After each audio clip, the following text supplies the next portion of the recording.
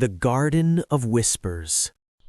In a busy city where tall buildings touched the clouds and cars filled the streets with noise, there lived a man named Daniel.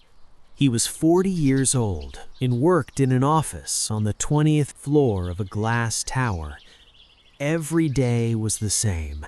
Wake up early, rush to work, sit at a computer for hours, rush home, eat dinner, watch television, sleep, then do it all again. Daniel had lived this way for 15 years. He had a good salary, a nice apartment, everything he was supposed to want, but something inside him felt tired. Not the kind of tired that sleep could fix, a deeper tiredness, like his soul was exhausted. One Saturday morning in May, Daniel woke up and couldn't bear the thought of staying in his apartment. He needed to get out, to go somewhere, anywhere different. He decided to take a walk, something he rarely did. Usually he only walked from his apartment to the subway, from the subway to his office and back again. He put on comfortable shoes and left his building. The city was quieter on weekends, fewer cars, fewer people rushing. Daniel walked without a destination, just following his feet wherever they led him. He walked for over an hour through neighborhoods he had never explored. He passed shops and cafes, parks and playgrounds. Everything felt slightly unfamiliar, slightly new. It was strange to realize he had lived in this city for 15 years, but had never really seen most of it. Daniel found himself in an old part of the city, where the buildings were lower and older, where trees grew along the sidewalks. The streets here were narrower, quieter. It felt like a different world from the glass and steel downtown where he worked. He turned down a small street lined with houses that must have been built 100 years ago. They were beautiful in their age, weathered brick, wooden porches, gardens in front. Daniel walked slowly, admiring them, feeling something inside him relax slightly. At the end of the street was a high brick wall. It was very old, covered in ivy and moss, and in the wall was a gate. An iron gate, painted green, though the paint was faded and peeling. The gate was slightly open. Daniel stopped and looked at the gate. Something about it called to him. He had a strange feeling, like this gate had been waiting for him, like he was meant to find it. This was silly, of course. It was just a gate, but the feeling persisted. He looked around. The street was empty. No one was watching. Daniel pushed the gate a bit more and looked through. Beyond the gate was a garden, not a small garden like the ones in front of the houses, but a large garden, maybe several acres. It was wild and overgrown, clearly not maintained in recent years, but it was beautiful. Trees grew in clusters, their branches forming canopies of green. Paths wound between flower beds that had gone wild, with plants growing wherever they wanted. Vines climbed everything. Tall grass swayed in the breeze. A wooden sign near the gate was so faded that Daniel could barely read it. He squinted and made out the words, "The Garden of Whispers. Public garden, open to all." A public garden, so it was okay to enter. Daniel stepped through the gate. The moment he entered, the sounds of the city faded. It was as if the garden existed in a bubble of quiet. Daniel could no longer hear traffic or sirens or voices. He could only hear birds singing, leaves rustling, and a distant sound of water, a fountain or stream somewhere deeper in the garden. The path beneath his feet was brick, old and uneven, with grass growing between the bricks. Daniel followed it, not knowing where it led, not caring. He just walked, looking around in wonder. How had he never known this place existed? How could such a large garden be hidden in the middle of the city? It seemed impossible. The path led him past beds of flowers, roses gone wild, climbing over old trellises, daisies and poppies growing in cheerful tangles, lavender bushes releasing their scent into the air. Daniel stopped to smell the lavender. He closed his eyes and breathed deeply. The scent was calming, soothing. He felt some of the tension in his shoulders release. He continued walking. The path split into several smaller paths. Daniel chose one randomly. It led him under an arch covered in wisteria, purple flowers hanging down like clusters of grapes. Bees hummed among the flowers, busy with their work. Beyond the arch, the path opened into a small clearing. In the center was a fountain. It was made of stone, weathered and green with moss. Water trickled from the top, running down into a pool below. The sound was gentle, peaceful. Around the fountain were benches, also made of stone, also covered in moss. Daniel sat on one of the benches. He watched the water flow, listened to its soft music. He noticed how his breathing was slower now, deeper. His mind, usually racing with thoughts and worries, was quiet. He sat there for a long time. A butterfly landed on his hand, its wings orange and black. It stayed for a moment, opening and closing its wings slowly, then flew away. A bird, a robin with a red breast, hopped near his feet, looking for insects in the grass. It wasn't afraid of him at all. Daniel felt something he hadn't felt in years. Peace. Simple, uncomplicated peace.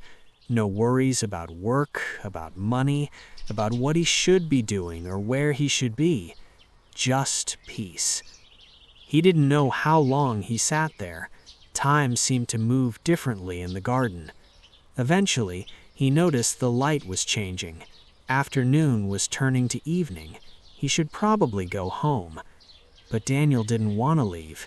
He felt like he had discovered something precious, something he had been searching for without knowing it. This garden, this quiet, this peace, this was what his soul had been craving. Reluctantly, he stood up. He would come back tomorrow, he decided, and the day after that, as often as he could. This garden would be his refuge, his sanctuary. As Daniel walked back toward the gate, following a different path this time, he noticed something odd. The garden seemed bigger than it had looked from the gate. He had walked for quite a while and still hadn't reached the wall. The paths wound and twisted, leading him past more flower beds, more trees, more hidden clearings. Finally, he found the gate, or rather, a gate. It looked different from the one he had entered through, but when he stepped out, he was on the same street where he had started. Strange, but then everything about this garden was strange and wonderful. Daniel walked home as the sun set. The city streets felt harsh after the softness of the garden, too loud, too bright, too hard. But Daniel didn't mind. He had found something special. He had found the Garden of Whispers. That night, Daniel slept better than he had in months. He dreamed of the garden, of walking its paths, of sitting by the fountain listening to the water. In his dreams, the garden seemed alive, almost conscious, as if it had a spirit of its own. When he woke the next morning, the first thing Daniel thought about was the garden. He wanted to go back immediately, but he forced himself to be patient. He ate breakfast, showered, dressed. Then, before the day got too warm, he walked back to the little street with the old houses. The gate was there, still slightly open, still inviting him in. Daniel stepped through and smiled. He was home. Daniel began visiting the garden every day. He would wake early, before the city got too busy, and walk to the hidden gate. He would spend several hours there, sometimes just sitting, sometimes walking the paths, sometimes lying in the grass and watching clouds drift across the sky. The garden revealed itself slowly. Each day, Daniel discovered new areas. There was a section with fruit trees, apples, pears, plums, their branches heavy with growing fruit. There was a vegetable garden that had gone wild, with tomato plants sprawling everywhere, beans climbing up old poles, herbs spreading in fragrant carpets. There was a small pond, home to frogs and dragonflies. There was a grove of bamboo that made musical sounds when the wind blew through it. There was a meadow of wildflowers that seemed to stretch impossibly far. There was a rock garden with carefully placed stones and raked gravel, though now weeds grew between the stones. The garden was enormous, much larger than seemed possible given the space available in the city. Daniel began to suspect that the garden existed somehow outside normal space, that it was bigger on the inside than on the outside. This should have seemed impossible, but in the garden, Daniel found he could accept impossible things. As the days passed, Daniel made other discoveries. The garden wasn't entirely abandoned. Someone was taking care of it, at least partially. The paths were overgrown but not impassable. The fountain always had clean water running. Some plants were pruned, others were being trained to grow in certain directions. But Daniel never saw anyone else in the garden. Whenever he visited, he seemed to be alone. This was fine with him. He enjoyed the solitude, the silence, the peace. However, he did sometimes feel a presence, not threatening, just there, as if the garden itself was aware of him, was watching him, perhaps even caring for him. The feeling was comforting rather than scary. Daniel also noticed that the garden seemed to respond to his mood. When he arrived stressed or worried, the garden would guide him to peaceful places, the fountain, a quiet grove, a bench with a beautiful view. When he felt energetic, he would find himself on paths that led to more active areas, the meadow where he could walk for miles, the fruit trees where he could climb and explore. It was as if the garden knew what he needed and provided it. One morning, about 2 weeks after he had discovered the garden, Daniel was walking a path he hadn't explored before. It led through a dense section of trees, then opened suddenly into a small clearing. In the clearing was a cottage. It was small and simple, built of stone with a thatched roof. Ivy grew up its walls. Smoke rose from its chimney. Someone was there. Daniel approached cautiously. The door was painted blue and had a brass knocker shaped like a lion's head. Daniel raised the knocker and let it fall. The sound echoed in the quiet garden.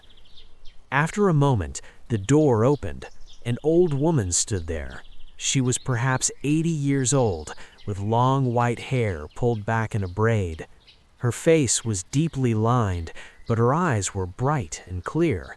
She wore a simple dress and an apron. She smiled when she saw Daniel. "Hello," she said. Her voice was soft but strong. "I've been wondering when you would find your way here. Come in, come in. I've just made tea." Daniel was surprised, but not alarmed. Something about the old woman felt safe, trustworthy. He followed her into the cottage. Inside was cozy and simple. There was a kitchen with an old wood stove, a table with 2 chairs, shelves full of jars and bottles and bundles of dried herbs. There was a sitting area with comfortable chairs and a fireplace where a small fire burned. Books lined the walls. Plants grew in pots on every surface. The old woman poured tea into 2 cups and gestured for Daniel to sit at the table. He did, accepting the cup gratefully. The tea smelled of mint and flowers. "My name is Eleanor. I am the keeper of the garden. Or perhaps it's more accurate to say, the garden keeps me. We take care of each other." "I'm Daniel. I found the garden 2 weeks ago. I've been coming every day." "I know," Eleanor said, smiling. "The garden told me about you." "The garden told you?" Daniel asked. "The garden speaks," Eleanor said simply. "Not in words exactly, but in feelings, in impressions. It told me that a tired soul had found its way here, that someone needed its healing. So I've been waiting for you to find your way to this cottage." Daniel didn't question this. In the garden, it made sense. "How long have you lived here?" he asked. "Many years," Eleanor said. "I came here when I was young, about your age. I was broken, exhausted, lost. The garden healed me. I decided to stay, to be its keeper, to help it, help others who need it." "So other people come here?" Daniel asked. "I've never seen anyone else." "The garden shows itself to those who need it," Eleanor explained.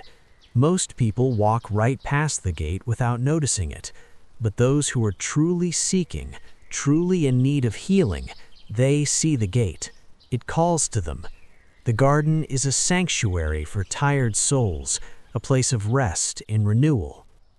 People who visit, they don't see each other. The garden creates space for everyone who needs it. It's large enough to hold many people, all finding what they need, all in their own private sanctuary." Daniel thought about this. "Is the garden magic?" he asked, feeling foolish for asking, but needing to know. Eleanor smiled. "Magic is just a word for things we don't understand. The garden is alive, conscious in its way. It's very old, has existed in one form or another for centuries. It remembers what humans have forgotten, that everything is connected, that nature can heal, that there is wisdom in silence and stillness." She poured more tea. "You've been coming here every day for 2 weeks. How do you feel?" Daniel considered. "Better," he said. "Calmer, less exhausted, but also confused. I don't know what I'm supposed to do. Should I just keep visiting? Is there something more?" "The garden will teach you," Eleanor said. "Everyone who comes here learns something different, something they specifically need to learn. You just have to be open, be patient, be present. The garden will guide you." "How will I know what it's teaching me?" Daniel asked. "You'll know," Eleanor said. "Trust me, you'll know." They talked for another hour. Eleanor told Daniel about the garden's history, how it had been created by a group of monks centuries ago as a place of meditation and contemplation, how it had survived wars and changes in the city around it, how it existed slightly outside normal time and space, protected by something ancient and powerful. She told him about other people who had found the garden over the years. A woman who had lost her child and found comfort among the flowers. A man who had lost his way in life and found direction walking the garden paths. A young person confused about their identity who found acceptance in the garden's embrace. Each person found what they needed. When Daniel finally left the cottage, the sun was high in the sky. Eleanor gave him a small cloth bag. "Lavender from the garden," she said. "Put it under your pillow. It will help you sleep, help you dream. The garden speaks most clearly in dreams. Daniel thanked her and left. As he walked back through the garden toward the gate, he felt different, more grounded, more connected. He had found not just a garden, but a guide, a teacher. Eleanor and the garden together would help him find whatever he was looking for. That night, Daniel put the lavender under his pillow as Eleanor had instructed. He fell asleep easily and dreamed vividly. He dreamed he was walking through the garden, but it was different, more vibrant, more alive. The flowers glowed with their own light. The trees spoke to him in rustling whispers. The garden itself seemed to have a voice. "Welcome," it whispered. "Welcome, tired one. Rest here, heal here, learn here. We will show you what you've forgotten. We will remind you of who you really are." Daniel woke feeling refreshed and peaceful. He knew his real journey was just beginning. Over the following weeks, Daniel's life began to change. He still went to his office job, still lived in his apartment, but everything felt different now. He had the garden, his secret sanctuary. Knowing it was there, knowing he could visit it any time, made the rest of his life bearable. He started going to the garden in the mornings before work. He would wake at dawn, walk to the garden, spend an hour there, then go to his office. This early morning time became sacred to him. The garden at dawn was especially beautiful. Mist hanging in the air, dew sparkling on spider webs, birds just beginning to sing. Daniel also visited Eleanor regularly. She taught him about the plants in the garden, about their properties and uses. She showed him which herbs were good for tea, which flowers attracted butterflies, which vegetables were ready to harvest. One day, Eleanor gave Daniel a small plot of land in the vegetable garden. "It's yours to tend," she said. "The garden will teach you, but you must practice." Growing things teaches us about patience, about cycles, about letting go of control. Daniel had never gardened before, but he was eager to learn. Eleanor showed him how to prepare the soil, breaking up clumps, mixing in compost, making it soft and rich. She gave him seeds, tomatoes, beans, lettuce, carrots, herbs. She showed him how to plant them at the right depth, the right distance apart. "Now you wait," Eleanor said. "You water them, you keep weeds away, but mostly you wait. The seeds know what to do. Your job is to provide good conditions and then trust the process." Daniel found this harder than it sounded. He wanted to see progress immediately. He would visit his plot every day, anxiously checking for signs of growth. For the first few days, nothing happened. The soil looked exactly the same. Daniel worried he had done something wrong. "Be patient," Eleanor reminded him. "Seeds take time. Underneath the soil, roots are growing. Even though you can't see them, trust that it's happening." Finally, after about a week, tiny green shoots appeared. Daniel felt ridiculously excited. His seeds were growing. Each day the shoots got a little bigger, a little stronger. It was amazing to watch this process, to see life emerging from tiny seeds. As his plants grew, Daniel learned to care for them. He learned to water deeply, but not too often. He learned to recognize weeds and pull them gently. He learned to check for insects and deal with them without harsh chemicals. He learned to support his tomato plants as they grew taller, tying them carefully to stakes. Eleanor watched his progress with approval. You're learning, not just about plants, but about life. Everything you're learning here applies to everything. Patience, attention, trust in natural processes, working with nature instead of against it. Daniel began to understand what she meant.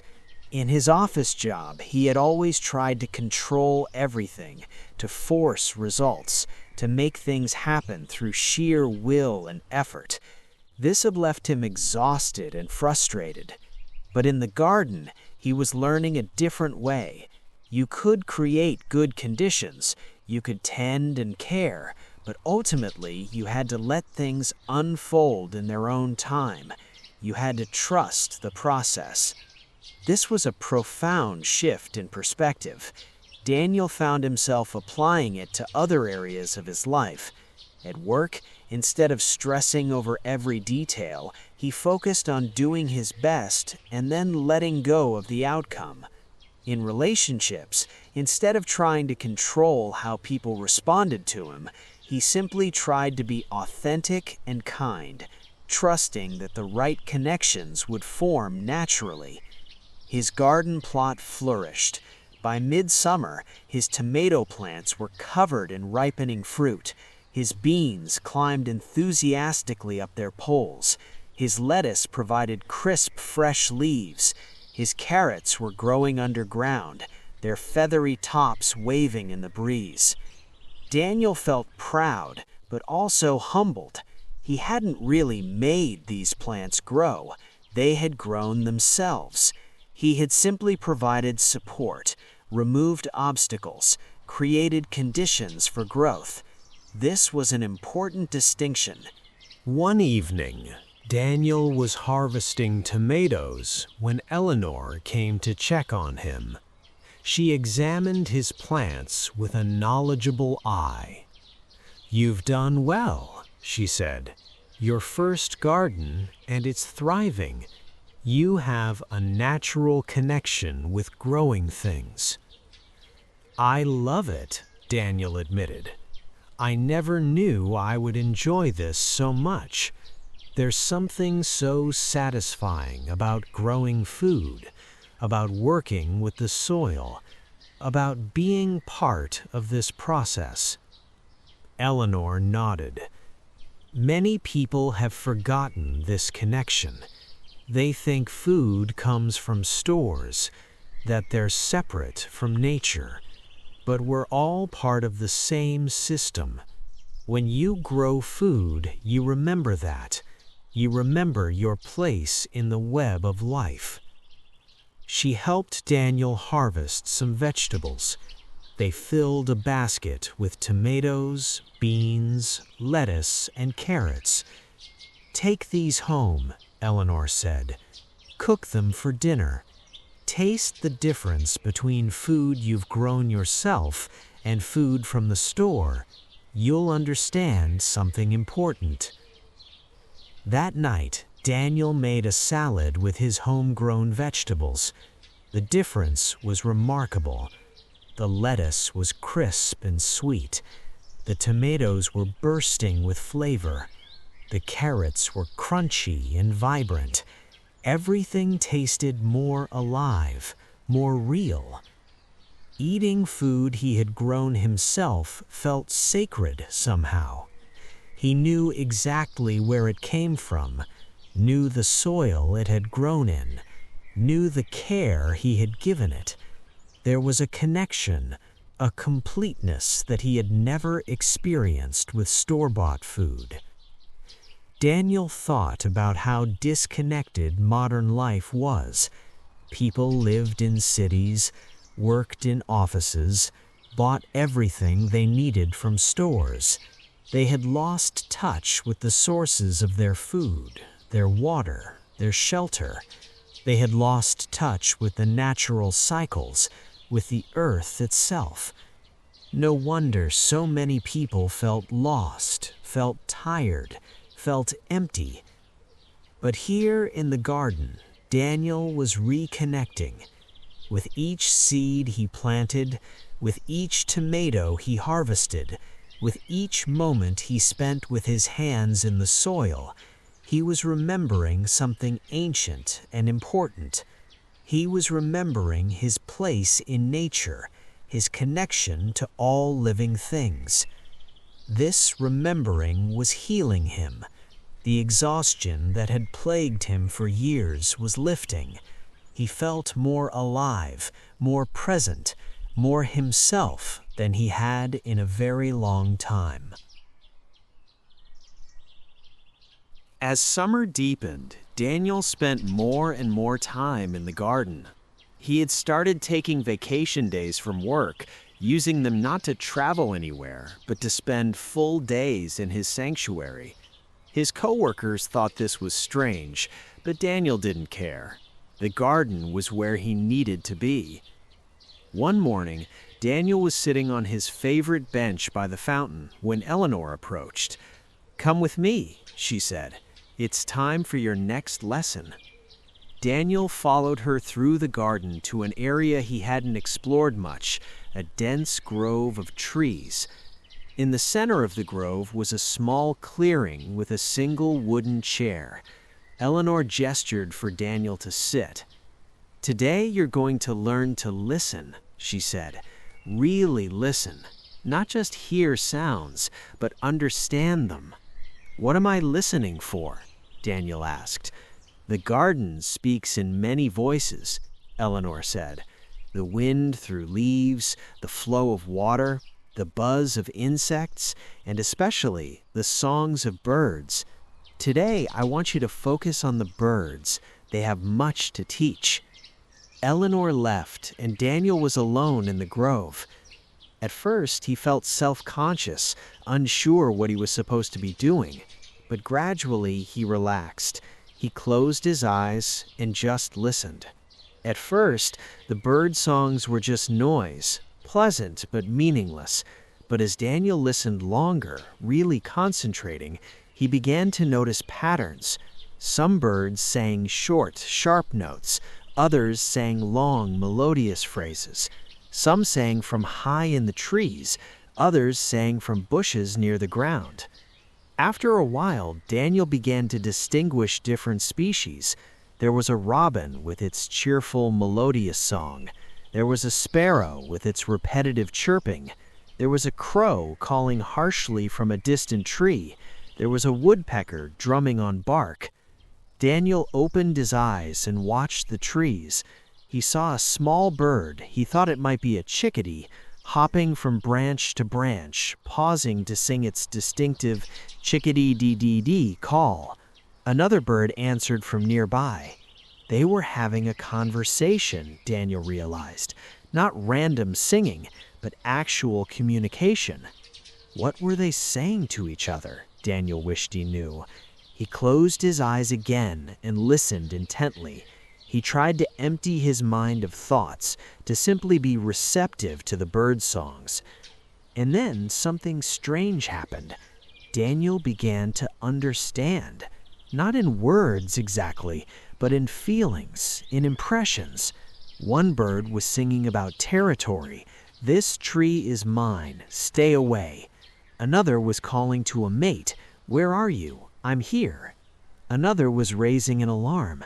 "Danger, be careful." The more Daniel listened, the more he understood. It was like learning a new language, except he wasn't learning it consciously. It was more like remembering something he had always known but forgotten. Daniel sat in the grove for hours, listening to the birds, learning their language. A squirrel came and sat near him, eating a nut, unconcerned by his presence. A butterfly landed on his shoulder. He remained very still, not wanting to disturb it. He felt himself becoming part of the grove, part of the forest, not separate from it, but woven into it. The birds accepted his presence. They sang around him, sometimes even landing on branches very close to him. One brave robin hopped to within a few feet of his chair, cocking its head to look at him with bright eyes. As the afternoon sun slanted through the trees, Eleanor returned. "How was your lesson?" Daniel asked. "Amazing. I'm starting to understand them. The birds, I mean. Not with my mind, but with something deeper. I can feel what they're communicating. Good. You're learning to listen with more than your ears. You're listening with your whole being. This is an ancient skill, one that humans used to have but have mostly lost. Children still have it sometimes, and people who spend a lot of time in nature, but most modern people have forgotten how. Why is this important? I mean, it's beautiful and interesting, but why am I learning this? Because, Eleanor said, when you can hear the birds, when you can understand their language, you're reconnecting with the natural world. You're remembering that you're part of something larger than yourself. You're learning to be present, to be attentive, to be humble enough to listen to creatures you might have once considered beneath your notice. The birds are teachers, she continued. They show us how to live, finding food, raising young, singing for joy, being alert to danger, but not consumed by fear. They live completely in the present moment. They don't worry about yesterday or tomorrow. They're here, now, fully alive. That's what they teach us. Daniel thought about this. It was true. Birds seemed to embody a kind of carefree presence that humans struggled to achieve. They sang not because they had to, but because they wanted to. They flew not to get somewhere, but for the joy of flying.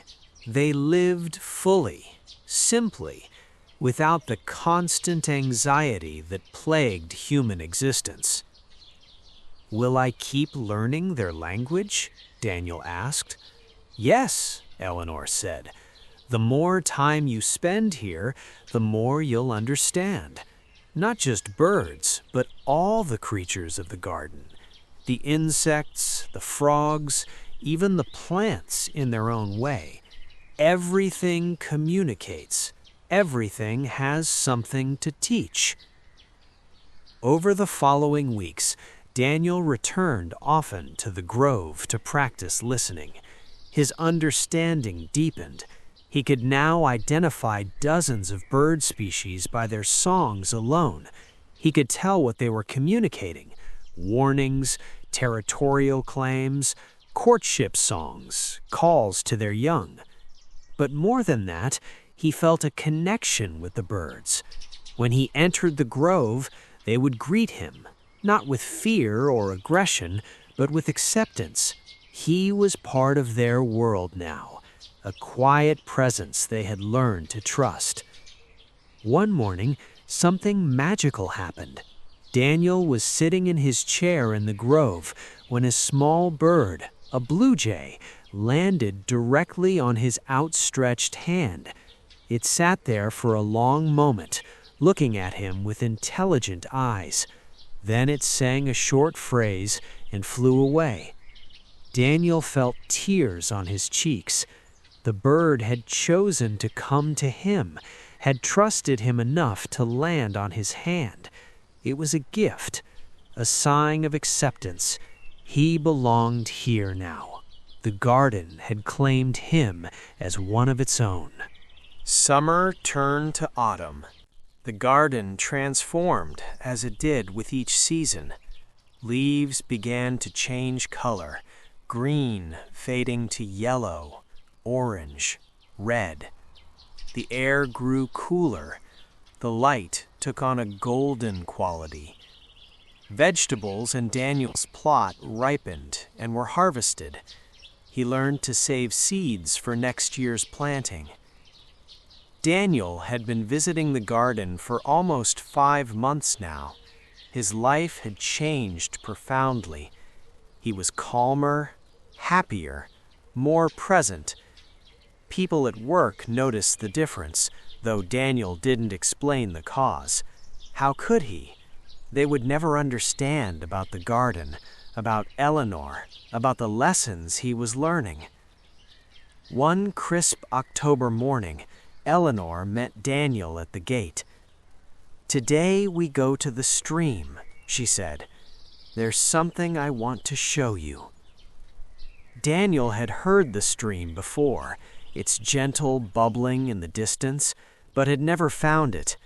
The garden was vast, with many paths, many areas still unexplored.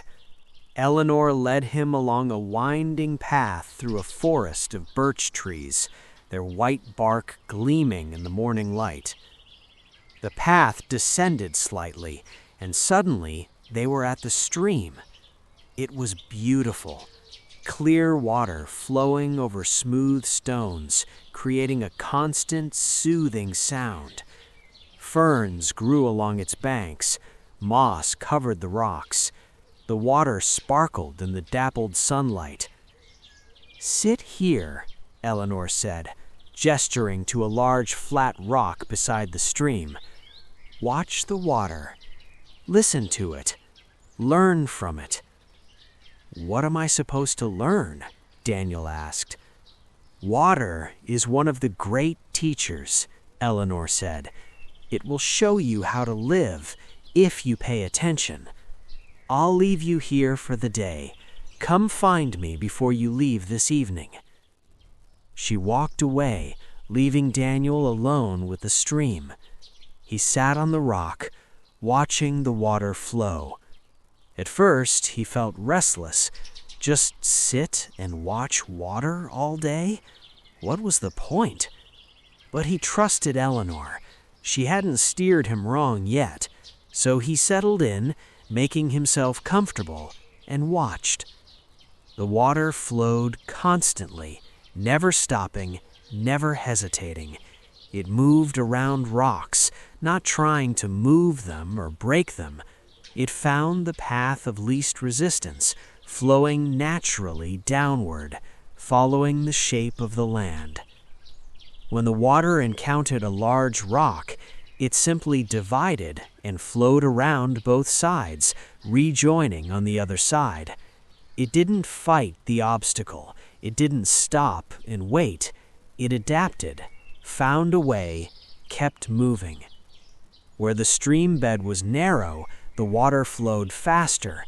Where it widened, the water slowed and became deeper.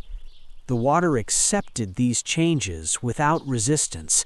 It was always water, whether moving fast or slow, whether deep or shallow. Daniel watched for hours. He noticed how the water was always changing, yet always the same. The water that flowed past him now would never flow past again. It was moving downstream, continuing its journey to the river, to the ocean. Yet the stream remained, eternal, always flowing, always renewing itself. He noticed how the water shaped the stones in the stream bed.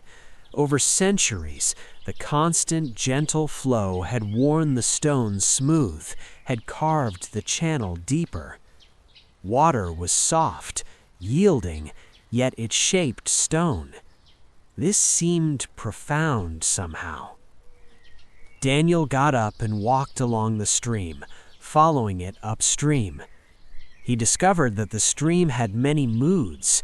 In some places it was calm and quiet, barely moving. In other places it cascaded over rocks, creating small waterfalls and pools. In some spots it was clear and shallow. In others it was deep and mysterious. Yet it was always water, always flowing, always on its journey. Daniel found a deep pool and looked into it. The water was so clear he could see the bottom, pebbles and sand, a few small fish darting about. He could see his own reflection on the surface. He looked at his face. It seemed different from how he remembered, softer, calmer, more peaceful. He sat by the pool for a long time, watching the fish, watching his reflection, watching the patterns of light on the water. His mind became very quiet. He felt himself merging with the stream somehow, his consciousness flowing like the water, constantly moving, yet always still. As afternoon turned to evening, Daniel walked back downstream to where he had started. He sat on the flat rock again and thought about what he had observed, what he had learned. Water teaches flexibility, he thought. It doesn't fight or force, it flows around obstacles. It adapts to circumstances, yet it never stops moving, never gives up. It's persistent but gentle, strong but yielding. Water teaches acceptance. It doesn't try to be anything other than what it is. It doesn't resist the shape of its container or the obstacles in its path. It simply is, and in being, it accomplishes everything. Water teaches patience. It shapes stones slowly, over centuries. It doesn't expect immediate results. It trusts in the power of consistent, gentle action over time. Water teaches renewal. It's constantly moving, constantly fresh. What has passed is gone. What is here is here. What is coming will come. There is no clinging to what was or worrying about what will be. Just flowing, just being, just now. These lessons resonated deeply with Daniel. He thought about his own life. He had spent so many years fighting, forcing, trying to control everything. He had resisted the obstacles in his path instead of flowing around them. He had clung to the past and worried about the future instead of being present in the now. But he was learning a different way. The garden was teaching him to be like water, flexible, accepting, patient, present, to work with life instead of against it, to trust the process, to keep flowing. As the sun set, Daniel found Eleanor at her cottage. She was making soup, stirring a pot on her old stove. The cottage smelled wonderful, herbs and vegetables and fresh bread. "Join me for dinner," she said, "then tell me what you learned." They ate together at her simple table. The soup was delicious, made from vegetables from the garden. The bread was warm and crusty. Eleanor had made it herself that morning. After dinner, they sat by the fireplace with cups of herbal tea. Daniel told Eleanor about his day by the stream, about the lessons he had learned from watching the water. Eleanor listened with her characteristic, complete attention. When Daniel finished, she nodded. "You understand," she said simply. "Water has taught you well. These lessons, flexibility, acceptance, patience, presence, these are the foundations of a peaceful life. They seem simple, but they're profound. Many people spend their whole lives without learning what you learned today." "Why don't more people know these things?" Daniel asked. "Why isn't this taught in schools, in families?" "Because modern culture values different things. It values achievement, control, productivity, speed. It teaches people to fight and conquer and dominate. It teaches them to be hard and unyielding, like steel. But steel is rigid. It breaks under pressure. Water is flexible. It adapts and survives." "There's a place for steel," she continued, "but there's also a place for water. In fact, water is more powerful in the long run. Mountains crumble, empires fall, but water flows on forever." Daniel thought about returning to work tomorrow, to the office where people fought and competed, where everything was about control and achievement. It seemed exhausting now, pointless. He had found something better, something truer. "What if I don't want to go back?" Daniel asked. "What if I want to stay here, like you?" Eleanor looked at him with kind eyes. "You're not ready yet," she said gently. "You still have work to do in the world. What you're learning here, you're meant to take it back, to live it in your daily life. That's the real test. It's easy to be peaceful in a garden. The challenge is to be peaceful in the chaos of the city, in the stress of work, in the midst of life's difficulties. "How do I do that?" Daniel asked. "You practice. You remember what you've learned. When you face an obstacle, you think of water, flow around it. When you feel yourself forcing or fighting, you pause and choose to yield instead. When you're anxious about the future, you come back to the present moment, flowing like water in the now. And," she added with a smile, "you keep coming back here. This garden is your refuge, your place of renewal. You come here to remember, to recharge, to reconnect. Then you go back out into the world, bringing the garden with you in your heart." Daniel felt comforted by this. He wasn't losing the garden. It would always be here when he needed it, and he would carry its lessons with him wherever he went.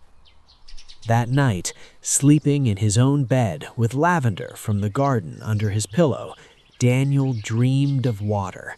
He dreamed he was a stream, flowing through forests and meadows, around rocks and over falls, always moving, always peaceful, always on a journey, with no destination except the journey itself. He woke, feeling refreshed and clear. The lessons of water had taken root in his soul. Autumn deepened. The garden blazed with color, reds and oranges and yellows and golds. Leaves fell constantly, carpeting the paths, creating a satisfying crunch under Daniel's feet. The air smelled of earth and decay and the smoke from Eleanor's chimney. Daniel had learned so much over these months about plants and growing, about birds and listening, about water and flowing. But Eleanor said there was one more crucial lesson, one more great teacher in the garden. One November morning, cold and crisp, Eleanor took Daniel to a part of the garden he had never visited. They walked for what seemed like a long time, through areas that felt ancient and wild. Finally, they came to a clearing. In the center of the clearing stood a tree. It was the largest tree Daniel had ever seen. Massive, ancient, its trunk so wide that 3 people holding hands couldn't encircle it. Its branches spread impossibly wide, creating a canopy that covered the entire clearing. Despite the season, the tree still had some leaves, golden in the morning light. "This is the heart tree," Eleanor said quietly. "It's the oldest living thing in the garden. It was here before the garden was created, before the city existed. This tree has stood for over 1,000 years." Daniel approached the tree slowly, feeling a sense of awe. He placed his hand on the rough bark. It felt warm, alive, almost as if he could feel the tree's slow, patient heartbeat. "Sit with the tree," Eleanor said. "Put your back against the trunk. Be still. Listen. The tree has much to teach." Eleanor left, and Daniel positioned himself with his back against the massive trunk. He could feel the tree's solidity, its strength, its rootedness. He closed his eyes and breathed deeply. At first, Daniel didn't know what he was supposed to experience. He just sat, feeling the tree at his back, hearing the wind in its branches, smelling its ancient bark. But gradually, something began to happen. Daniel felt himself sinking into the tree, or the tree sinking into him. The distinction wasn't clear. He felt roots extending deep into the earth, anchoring him, drawing up water and nutrients. He felt branches reaching up and out, seeking the sun, holding leaves that captured light and created energy. He felt the slow circulation of sap, the patient growth of new wood, the eternal cycle of seasons. The tree was showing him its life, its experience, and in doing so, it was teaching him. Daniel understood that the tree remained still while the world changed around it. Storms came and went, seasons cycled, animals lived and died. The city grew up around the garden, but the tree remained rooted, steady, patient. This stillness was not passivity. The tree was constantly active, growing, breathing, responding to conditions, but its activity came from a place of deep rootedness. The tree didn't flail or rush or panic. It simply did what it needed to do, moment by moment, season by season, year by year. The tree taught about seasons and cycles, growth in spring, abundance in summer, letting go in autumn, rest in winter, then beginning again. The tree didn't resist these cycles. It didn't try to keep its leaves in autumn or skip winter to get to spring faster. It moved with the seasons, trusting the cycle, knowing that each phase was necessary. The tree taught about resilience. Daniel could feel scars in the wood where branches had broken in storms, where lightning had struck, where disease had attacked. But the tree had survived all of it. It had grown around wounds, creating new wood, new strength. It had adapted, endured, persisted. The tree taught about community. It wasn't alone. Its roots intertwined with the roots of other plants, sharing resources through underground networks. Its branches provided homes for birds and squirrels. Its leaves fed insects. Its shade created habitat for ferns and flowers. The tree was part of an ecosystem, giving and receiving, connected to everything around it. The tree taught about the long view. It had lived for 1,000 years. It had watched countless human lives begin and end. It had perspective. The things that seemed urgent and crucial to humans, their worries, their ambitions, their dramas, all of it was temporary, fleeting, but the tree remained, patient witness to the eternal cycles. Daniel sat with the tree for hours, absorbing these teachings.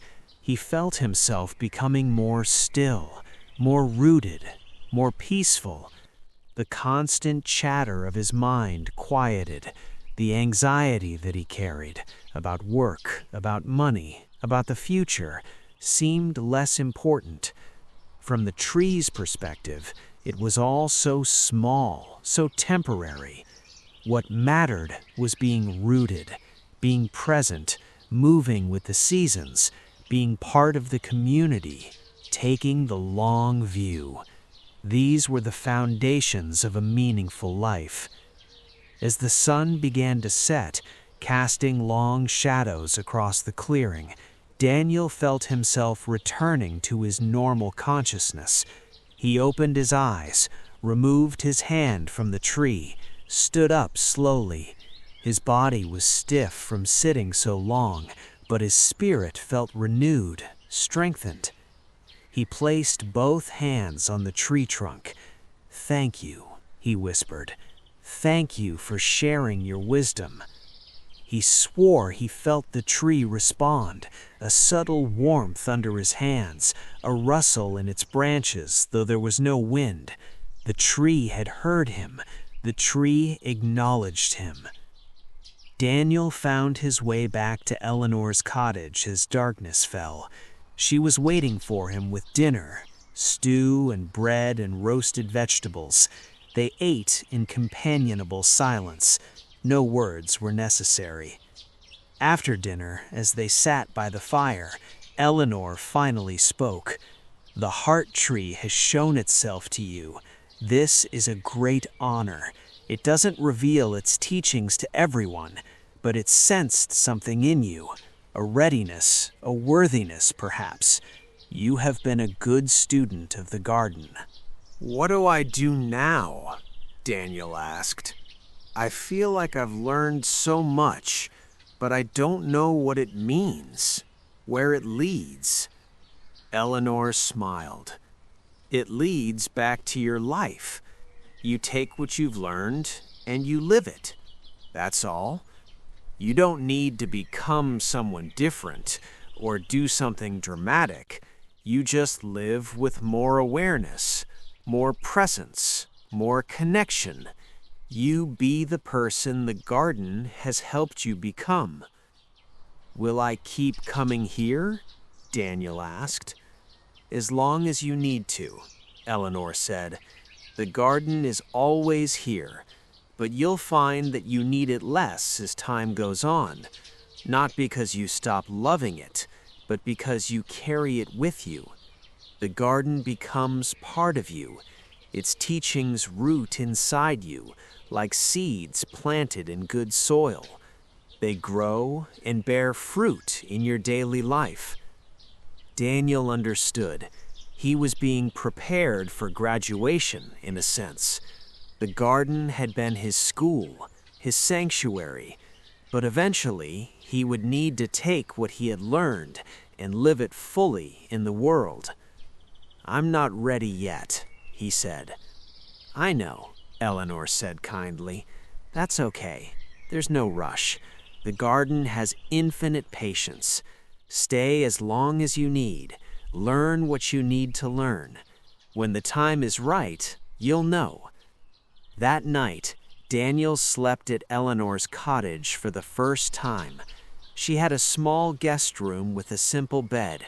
He lay there listening to the garden sounds outside, the wind in trees, the call of an owl, the rustle of small creatures in the undergrowth.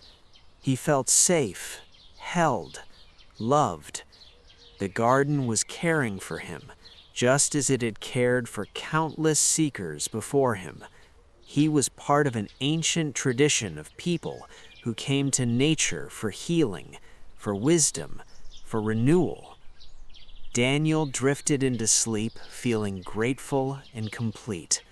His dreams were peaceful, full of trees and water and birdsong. He was exactly where he needed to be, learning exactly what he needed to learn.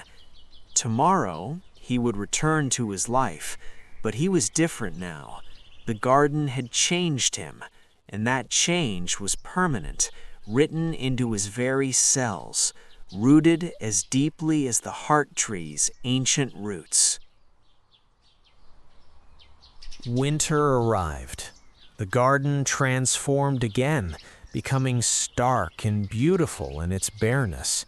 Trees stood like skeletons against gray skies. The streams slowed, their edges freezing on cold nights. Snow fell occasionally, covering everything in white silence. Daniel continued visiting the garden, though less frequently as the weather became harsh. But he found beauty in winter's austerity. The garden was resting, conserving energy, waiting for spring. This too was a teaching. Eleanor showed Daniel how the garden prepared for winter, how plants withdrew energy into their roots, how trees sealed their buds against the cold, how animals found shelter and slowed their metabolisms. Everything was turning inward, resting, trusting that spring would come again. "Humans have forgotten how to rest," Eleanor said one cold December day. They were in her cottage, warm by the fire. "Modern life demands constant activity, constant productivity. People push themselves year-round, never giving themselves a true winter." "What do you mean?" Daniel asked. "Winter is a time of rest and renewal," Eleanor explained. "In nature, winter is necessary. It's when life regenerates, when energy is stored for the coming growth. But humans try to maintain summer productivity all year long. They never stop, never truly rest. Then they wonder why they're exhausted. Daniel thought about his own life. Before finding the garden, he had been exactly like that, pushing constantly, never stopping, never resting deeply. He had taken vacations, but they weren't restful. He had filled them with activities, with sightseeing, with more doing. He had never learned to simply be. "How do I learn to winter?" he asked. "By honoring the rhythms of nature, by recognizing when you need rest and actually resting, by turning inward sometimes instead of always being outward focused, by trusting that rest is productive even though it doesn't look like productivity." She poured more tea for both of them. "This is a winter skill, sitting by a fire, drinking tea, doing nothing in particular, just being, resting, letting your energy restore itself." Daniel realized he had already been learning this. His time in the garden was teaching him to be still, to do nothing, to simply exist without purpose or agenda. This was revolutionary for someone who had spent years believing that every moment needed to be productive. In the spring, you'll have energy for new growth, but only if you rest properly in winter. The plants know this, animals know this, but humans have forgotten. They try to have summer energy in winter, and they wonder why they burn out. Daniel spent that winter learning to rest. On weekends, instead of filling his time with errands and activities, he would spend hours reading by a window, or sitting in meditation, or simply lying down and doing nothing. At first, this felt uncomfortable, almost wrong, but gradually he learned to enjoy it, to sink into the rest, to let his energy restore. He also simplified his life. He got rid of things he didn't need, creating more space, more emptiness. He said no to obligations that didn't truly serve him. He created boundaries around his time and energy. This felt selfish at first, but Eleanor assured him it wasn't. "Self-care isn't selfish," she said. "You can't pour from an empty cup. You need to fill yourself first, then you have something to offer others. Wintering is self-care. It's filling your cup." As winter progressed, Daniel noticed changes in himself. He was sleeping better. He was less anxious. His mind was clearer. He had more energy, paradoxically, from resting more. He was learning that rest wasn't laziness or waste. It was essential, necessary, productive in its own way. The garden in winter was a perfect teacher of this. It looked dead, dormant, but underneath, in the frozen soil, roots were healthy and strong. Seeds were waiting, buds were forming. Life was preparing for spring, but it needed the rest of winter to gather strength for that explosion of growth. Eventually, slowly, winter gave way to spring. Daniel had been visiting the garden for almost a year now. He had experienced all 4 seasons in this magical place, had learned from each one. Spring in the garden was glorious. Flowers burst from the earth, crocuses and daffodils and tulips. Trees budded and then leafed out, creating canopies of green. Birds returned from their winter migrations, filling the air with song. Everything was growing, blooming, celebrating life. Daniel's garden plot, which had lain dormant all winter, came alive again. The perennial herbs he had planted, rosemary, thyme, sage, began growing vigorously.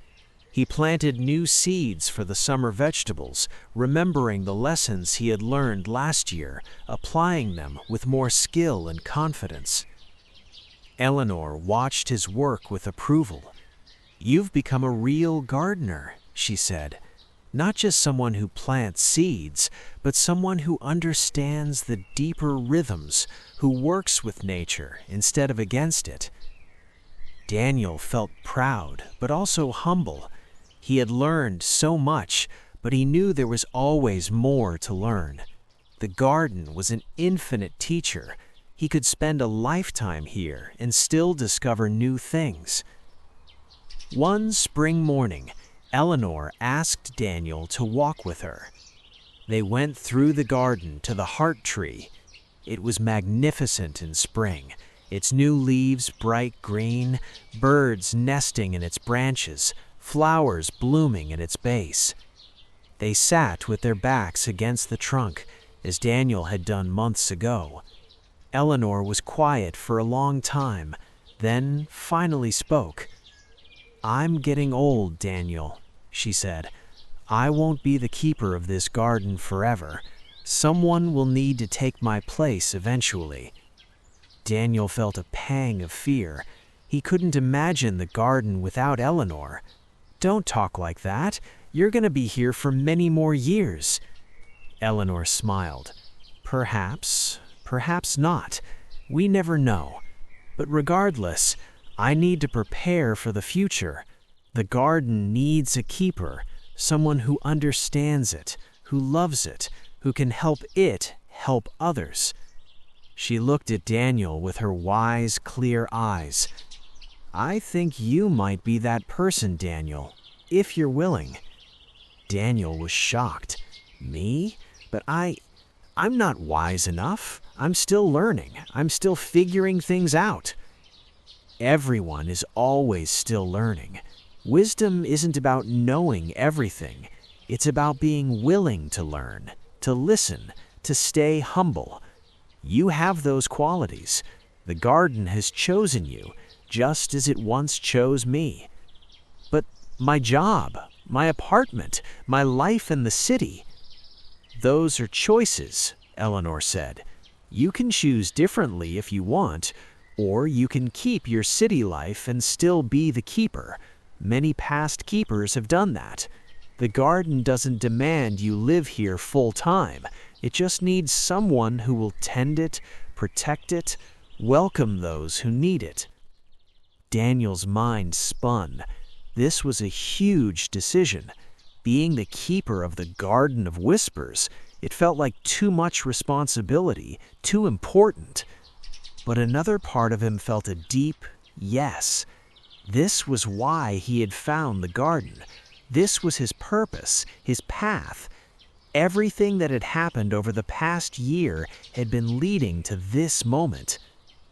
"I need to think about it," Daniel said. "Of course," Eleanor said. "Take all the time you need. The garden is patient." Over the following weeks, Daniel thought deeply about Eleanor's offer. He imagined what it would mean to be the keeper. The responsibility, yes, but also the privilege to serve the garden, to help it help others, to be part of something ancient and important. He thought about his job, his life in the city. Did he need that anymore? The salary was good, but he had discovered he needed very little money to be happy. A simple life, like Eleanor's, with a garden and a cottage, that was enough, more than enough. He thought about what he had learned over the past year, about growing and listening and flowing and rooting, about seasons and cycles and rest and renewal. All of this had value not just for him, but for others. He could share these teachings, could help other tired souls find their way to the garden, could guide them as Eleanor had guided him. The more Daniel thought about it, the more right it felt.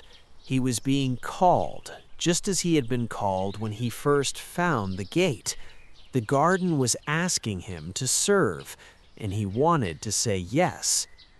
One morning in late May, exactly 1 year after he had first found the garden, Daniel came to Eleanor's cottage. She was in her garden, weeding between rows of vegetables. She looked up as he approached and smiled, as if she already knew what he would say. "I'll do it.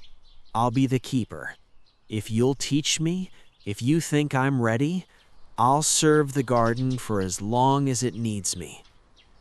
Eleanor stood, brushing dirt from her hands. She came to Daniel and embraced him. "I knew you would say yes.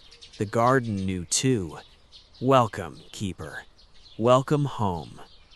And in that moment, Daniel felt a shift.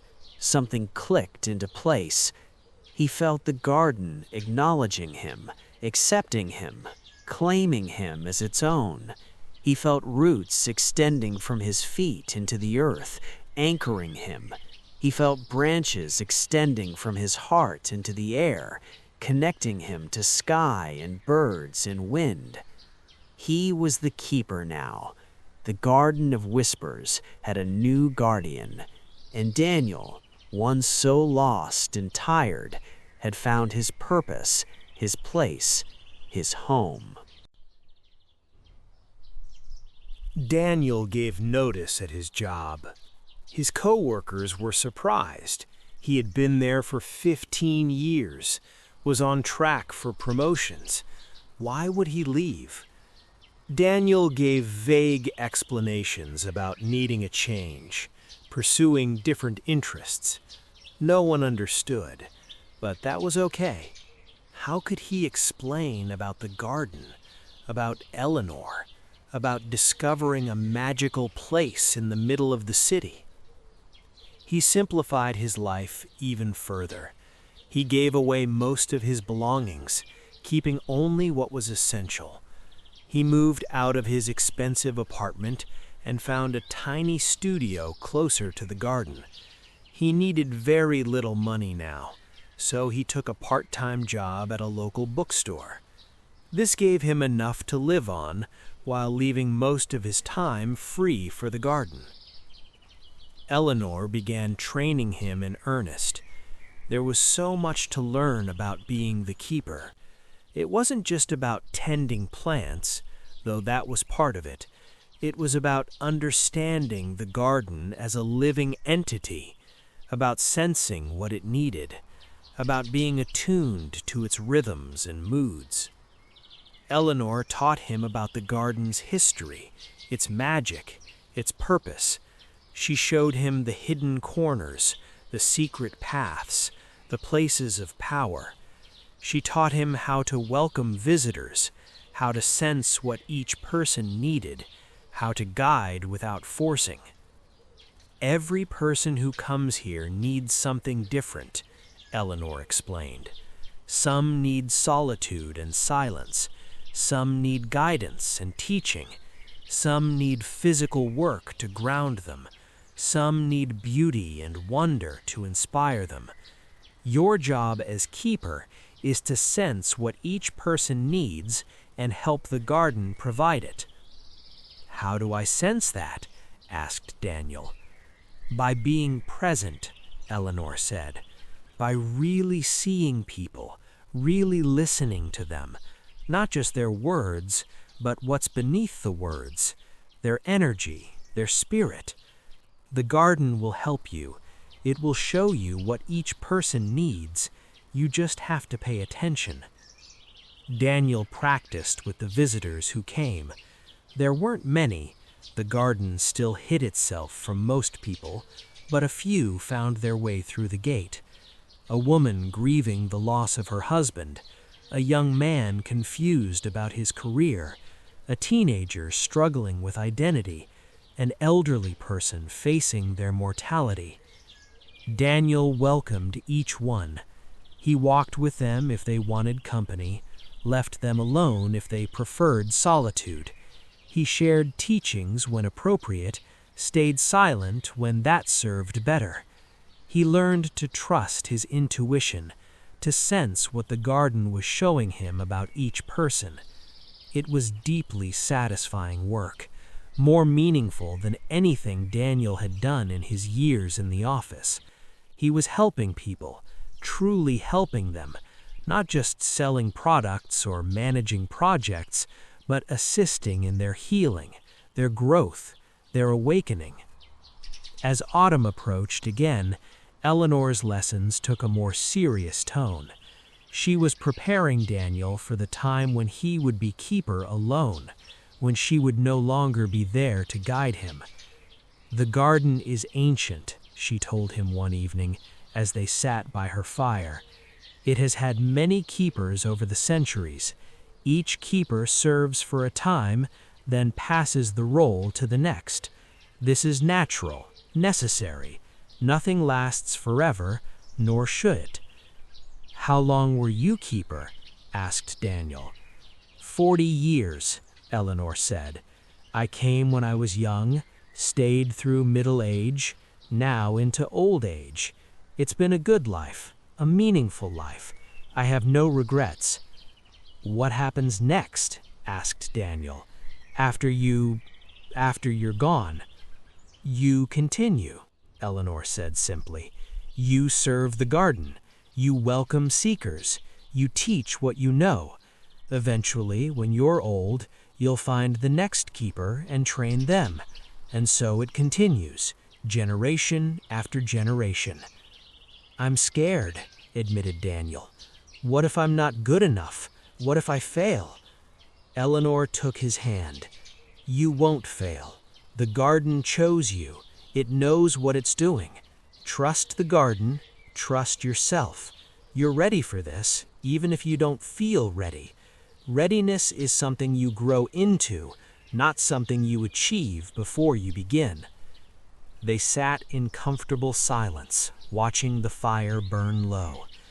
Daniel felt the weight of responsibility, but also the rightness of it. This was his path. This was his purpose. He would serve the garden to the best of his ability, and that would be enough.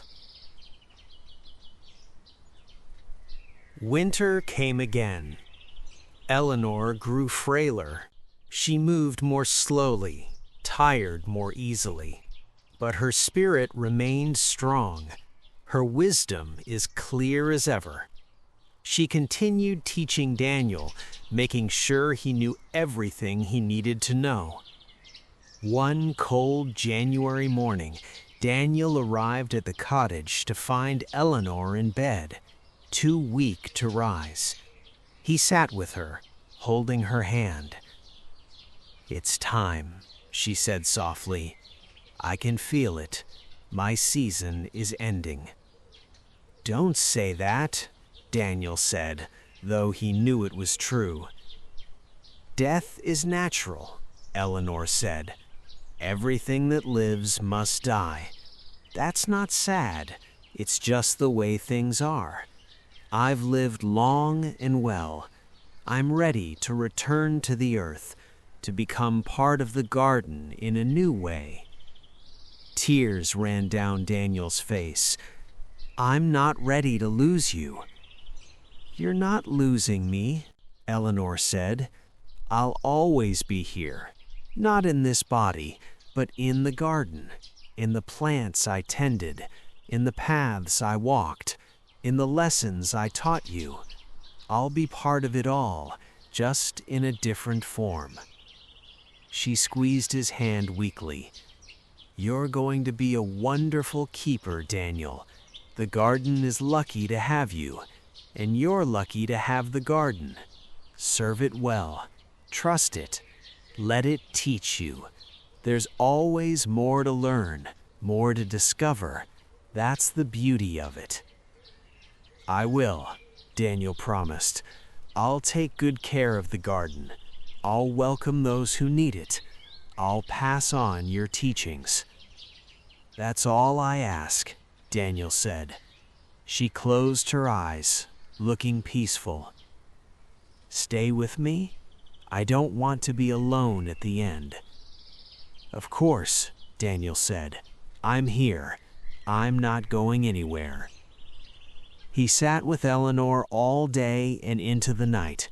She drifted in and out of consciousness, sometimes speaking, sometimes just breathing quietly.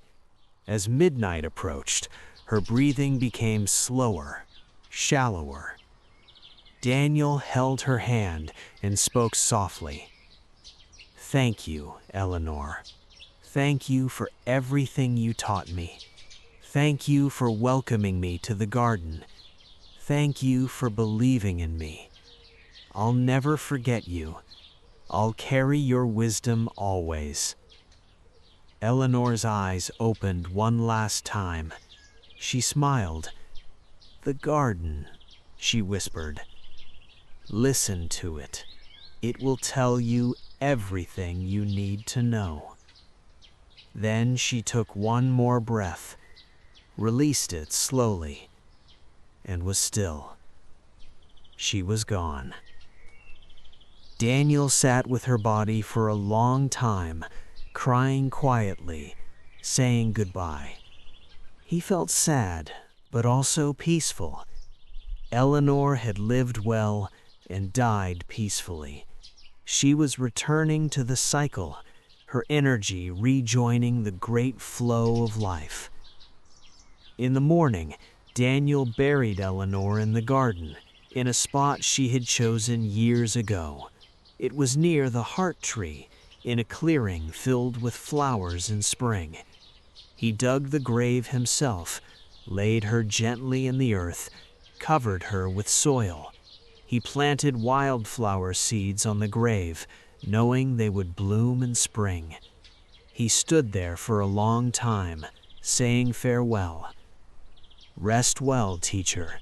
The garden will take care of you now, as you took care of it for so many years." As Daniel turned to leave, he felt a presence, not Eleanor exactly, but something. The garden itself seemed to be acknowledging what had happened. The wind rustled through the trees, sounding almost like whispers. A bird sang a sweet, mournful song. The winter sun broke through clouds, lighting up the clearing. Daniel understood.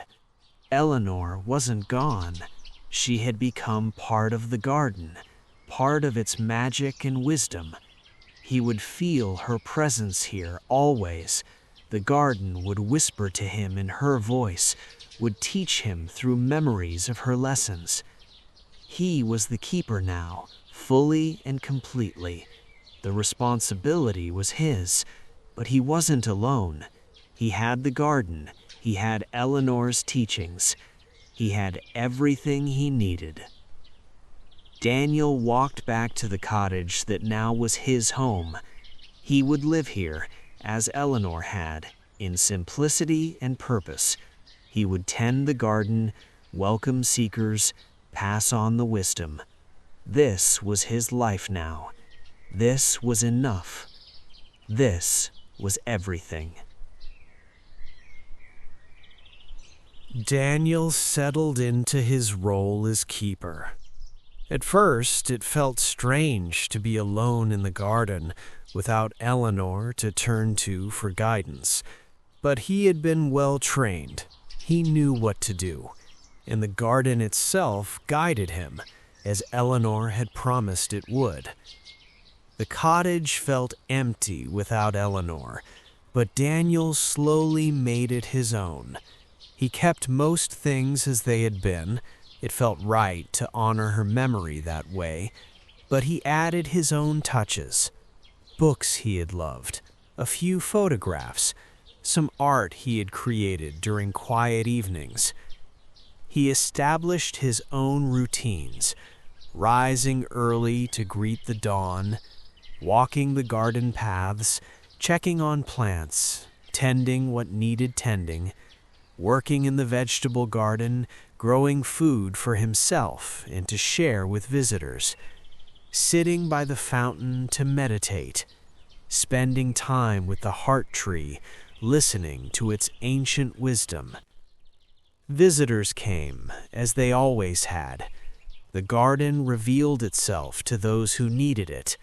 a stressed executive who had lost her way, a college student questioning everything, a middle-aged man going through divorce, an artist seeking inspiration, a retiree wondering what to do with the rest of his life. Daniel welcomed each one. He was learning to sense what each person needed, as Eleanor had taught him. Some he left alone to wander and discover. Some he spoke with, sharing teachings. Some he invited to work in the garden with him, learning through doing. Each person received what they needed. Daniel discovered he had a gift for this work. He was patient and kind, wise without being preachy, present without being intrusive. People felt safe with him, felt seen and heard. They opened up, shared their struggles, accepted his guidance. Many visitors returned multiple times, becoming regular seekers like Daniel once had been. Some came weekly, some monthly, whenever they needed to reconnect with peace and presence. Daniel got to know these regulars, watched their growth and transformation over time. It was deeply rewarding work. Daniel felt useful in a way he never had in his office job. He was making a real difference in people's lives. He was serving something larger than himself. He was fulfilling his purpose. Spring came, and Eleanor's grave burst into bloom. Wildflowers covered it in waves of color, purple and yellow and white and pink. Birds nested nearby. Butterflies visited constantly. It was as if Eleanor's spirit was celebrating, expressing joy through the flowers. Daniel visited the grave often. He would sit there and talk to Eleanor, updating her on the garden, on the visitors, on his own growth as keeper. He felt her presence strongly there. Sometimes he swore he heard her voice in the wind, offering advice or encouragement. One day, as Daniel sat by Eleanor's grave, a young woman came walking through the clearing. She looked lost and tired, dark circles under her eyes. She stopped when she saw Daniel. "Is this a public garden?" she asked hesitantly. "I found a gate. It seemed to call to me." Daniel smiled. "Yes, it's public. It's called the Garden of Whispers. You're welcome here."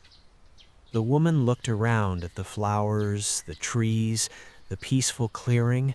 Her shoulders relaxed slightly.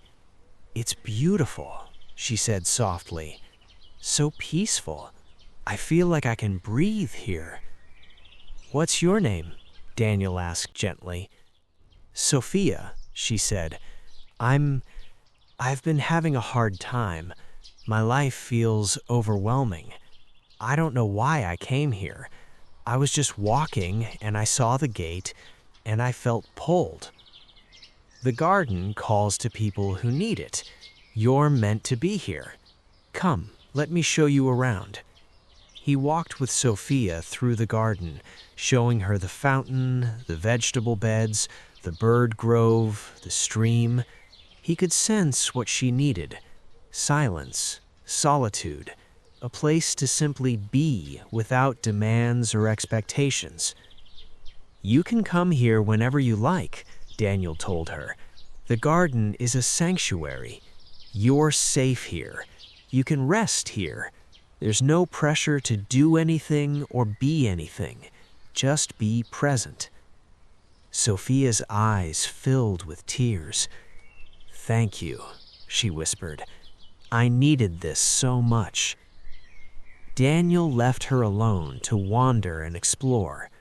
He watched from a distance as she sat by the fountain, as she walked slowly through the flower beds, as she finally lay down in a meadow and looked up at the sky. She was beginning to heal already. The garden was working its magic. Over the following months, Sophia became a regular visitor.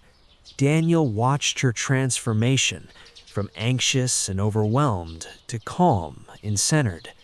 She learned to garden with him, to sit in silence, to listen to the birds. She found peace and purpose. Eventually, she told Daniel she was ready to return fully to her life, to face her challenges with new strength and perspective. "The garden has given me so much," she said. "How can I repay it?" "By living what you've learned, by being present in your life, by sharing peace with others in your own way. That's how the garden's gifts multiply, through people like you carrying them into the world." Sophia left, but Daniel knew she would carry the garden with her. She had been transformed by this place, just as he had been, and she would influence others, spreading the garden's teachings in ripples that extended far beyond these walls. This was the keeper's real work, Daniel understood. Not just tending plants and maintaining paths, but facilitating transformation. The garden did the actual healing. He was just its assistant, its human partner in the work of awakening souls. Years passed. Daniel grew into his role as keeper, becoming more skilled, more attuned to the garden's rhythms and needs. He had been keeper for 5 years now, and it felt completely natural, completely right. The garden continued its work, calling to those who needed it, offering refuge and healing. Hundreds of people had found their way through the gate over these years. Some stayed for a day, some for weeks, some returned regularly for years. Each one received what they needed. Daniel had become a beloved figure to regular visitors. They called him the Keeper with respect and affection. He had aged gracefully. His hair was graying. Lines had appeared on his face, but his eyes were bright with presence and compassion. He radiated peace. He had also developed his own teachings, building on what Eleanor had taught him, but adding his own insights and style. He taught about presence and mindfulness, about connecting with nature, about living simply. He taught through stories and examples, through working side by side in the garden, through creating space for people to discover their own truths. Some regular visitors asked if they could bring others, friends or family members who were struggling. Daniel always said yes, as long as the newcomers could see the gate themselves. The garden had to call them. It couldn't be forced. A few visitors asked about becoming keepers themselves someday. Daniel encouraged this, knowing that eventually he would need to train a successor, just as Eleanor had trained him. But he told them the garden would choose its next keeper when the time was right.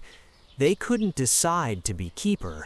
They had to be called, just as he had been called.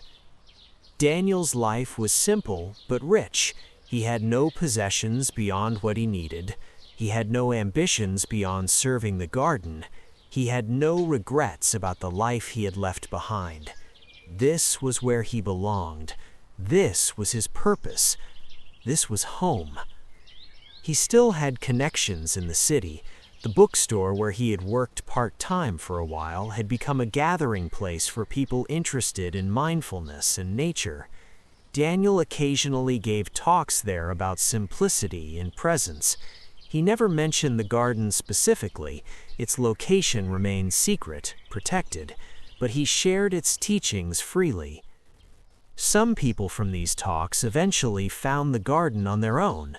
The gate revealed itself to them, calling them home. They would arrive amazed, saying, "I heard you speak and I felt something. Then I was walking and I saw this gate." Daniel would welcome them with a knowing smile. The garden was doing its work in the world, even beyond its walls. Through Daniel and through everyone it had touched, its influence spread. More people living mindfully, more people connecting with nature, more people finding peace. The garden's mission was being fulfilled. On the 10th anniversary of his becoming keeper, Daniel sat by Eleanor's grave. The flowers there had multiplied over the years, spreading in beautiful profusion. Birds sang in the trees overhead. It was a perfect spring morning. "Thank you, Eleanor," Daniel said aloud. "Thank you for seeing something in me, for training me, for trusting me with this sacred work. I hope I've served the garden well. I hope you're proud." The wind rustled through the trees, warm and gentle. A butterfly landed on Daniel's hand, stayed for a moment, then flew away. Daniel felt Eleanor's presence strongly, felt her approval and love. She was still here, still watching over him, still teaching through the garden. Daniel stood and walked to the heart tree. He placed his hands on its ancient bark and closed his eyes. He felt its roots beneath him, its branches above him. He felt connected to it, to Eleanor, to all the keepers who had served before him, to all who would come after. He was part of something eternal, something that transcended individual lives. The garden would outlast him, as it had outlasted Eleanor, as it had outlasted countless others. But he was contributing his part, living his purpose, serving something worthy of service. This was enough. This was everything. Daniel had found his place in the world, his reason for being. The tired, lost man who had stumbled through the gate 10 years ago was gone. In his place was a keeper, a teacher, a servant of the garden. And the Garden of Whispers continued its ancient work, calling to lost souls, offering refuge and healing, transforming lives, spreading peace one person at a time, season after season, year after year, forever and always. Many more years passed. Daniel grew old, his hair white, his movements slow. But his spirit remained strong, his presence powerful. He had been keeper for over 30 years now. He had served well. Young people came to the garden more frequently now. The world outside had grown even more chaotic, more disconnected. People craved what the garden offered: peace, connection, silence, wisdom. The gate revealed itself more often, calling to more souls. Daniel had trained several younger people who showed potential to be the next keeper. One in particular, a woman named Maya, seemed especially attuned to the garden. She reminded Daniel of himself when he had been young, seeking, ready to learn. Maya had been visiting the garden for years. She had transformed from an anxious, stressed person to someone peaceful and grounded. She had learned gardening from Daniel, had learned to listen to birds, had spent hours by the stream and with the heart tree. The garden loved her. Daniel could feel it. One autumn day, Daniel asked Maya to walk with him to the heart tree. His steps were slow now, sometimes painful, but he managed with Maya's gentle support. They sat together against the massive trunk, just as Daniel had sat with Eleanor decades ago, just as Eleanor had sat with her mentor before that, continuing back through generations of keepers.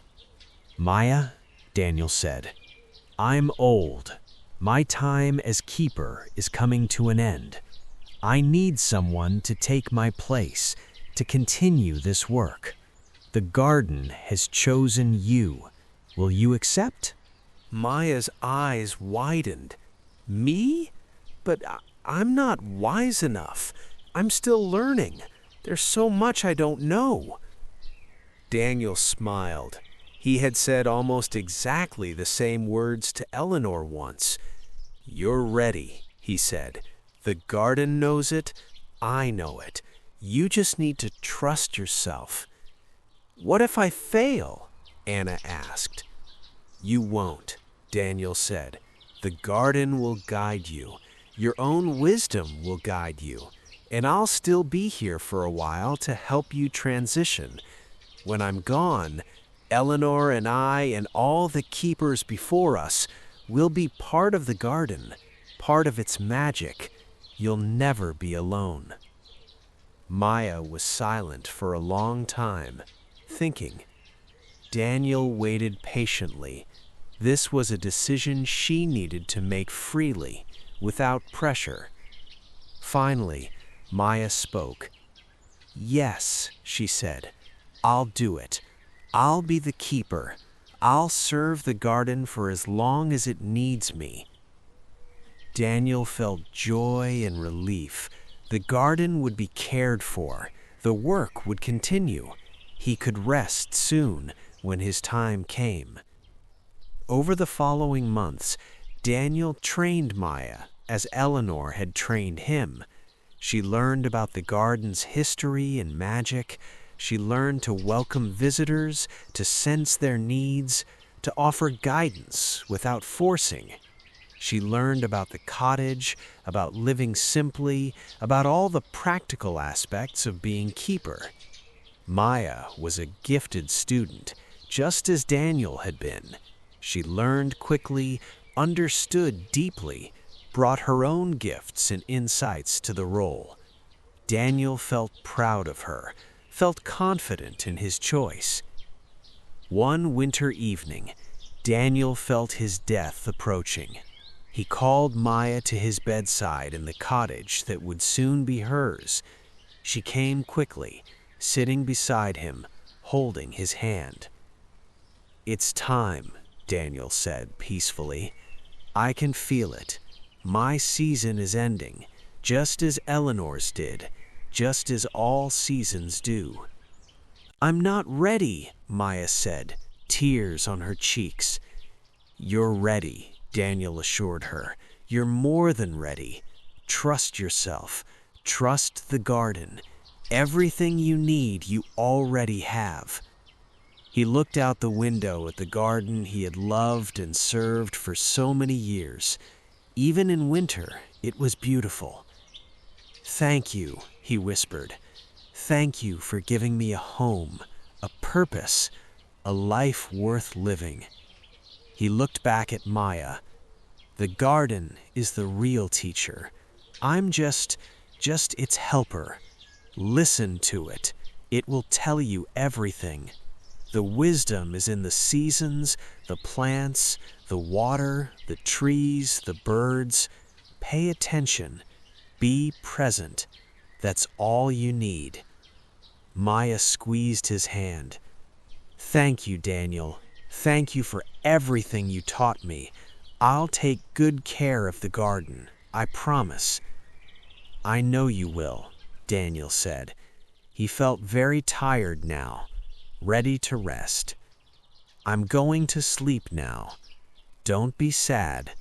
I've lived well. I die happy." He closed his eyes. His breathing became slow and peaceful. Maya sat with him through the night, just as he had sat with Eleanor, just as so many keepers had sat with their mentors before them, keeping vigil, honoring the transition. As dawn broke, Daniel took his last breath and was still.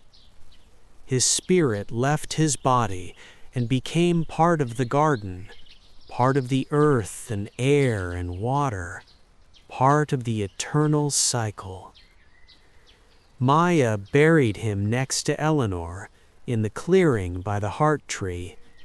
She planted wildflower seeds on his grave. In spring, they would bloom in celebration of his life, just as flowers bloomed on Eleanor's grave every year. The Garden of Whispers had a new keeper now. Maya would serve well, would train her own successor one day, and the cycle would continue. The garden was eternal, passed from generation to generation, always offering refuge to tired souls, always calling to those who needed it, always whispering its wisdom to those who would listen. And in the city beyond its walls, people continued their busy lives, most of them unaware that such a place existed. But a few, the seekers, the lost, the tired, would one day turn down a small street, would notice a faded green gate, would feel a pull, would hear a whisper, "Come, rest here, you are home." And they would enter, and they would heal, and the garden would work its magic once more, as it had for centuries, as it would for centuries to come. The end is the beginning is the end.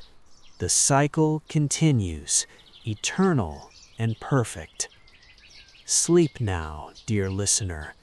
Rest well. May you find your own garden. May you hear its whispers. May you answer its call. All is well. All shall be well. All manner of things shall be well. The garden waits for you, patient and loving, now and always. Sweet dreams. Maya's first year as keeper was both challenging and beautiful. She missed Daniel deeply, but she felt his presence in the garden constantly. Sometimes, when she sat by the fountain or worked in the vegetable beds, she could almost hear his voice offering gentle guidance. The cottage became her true home. She loved waking up to birdsong, loved the simple routines of keeper life, loved the deep satisfaction of serving the garden. Like Daniel before her, she had given up her old life, an unfulfilling job in marketing, an expensive apartment, possessions she didn't need. She had found something far more valuable. Maya established her own rhythms and practices while honoring the traditions passed down through generations of keepers. She rose before dawn each day, sitting in meditation as the garden woke around her. She walked the paths every morning, greeting the plants and animals, checking on everything, being present to the garden's needs. Visitors continued to come, as they always had. The gate revealed itself to those who needed sanctuary. Maya welcomed each one with the warmth and wisdom Daniel had taught her. She was learning to sense what each person needed, just as he had done. Some visitors needed silence and solitude. Maya would show them to quiet spots, the heart tree, the stream, the meadow, and leave them alone to find their own insights. Some visitors needed conversation and guidance. Maya would walk with them, share teachings, answer questions. Some visitors needed physical work. Maya would invite them to help in the gardens, knowing that working with soil and plants could heal wounds that words could not reach. Each season brought its own lessons, its own gifts. Spring taught renewal and new beginnings. Summer taught abundance and growth. Autumn taught letting go in gratitude. Winter taught rest in inner reflection. Maya experienced these cycles deeply, learning to live in harmony with nature's rhythms. She continued the tradition of growing vegetables and herbs, just as Eleanor and Daniel had done. She loved the feeling of her hands in soil, loved watching seeds sprout and plants mature, loved harvesting food that she had tended with care. This simple work connected her to something ancient and essential.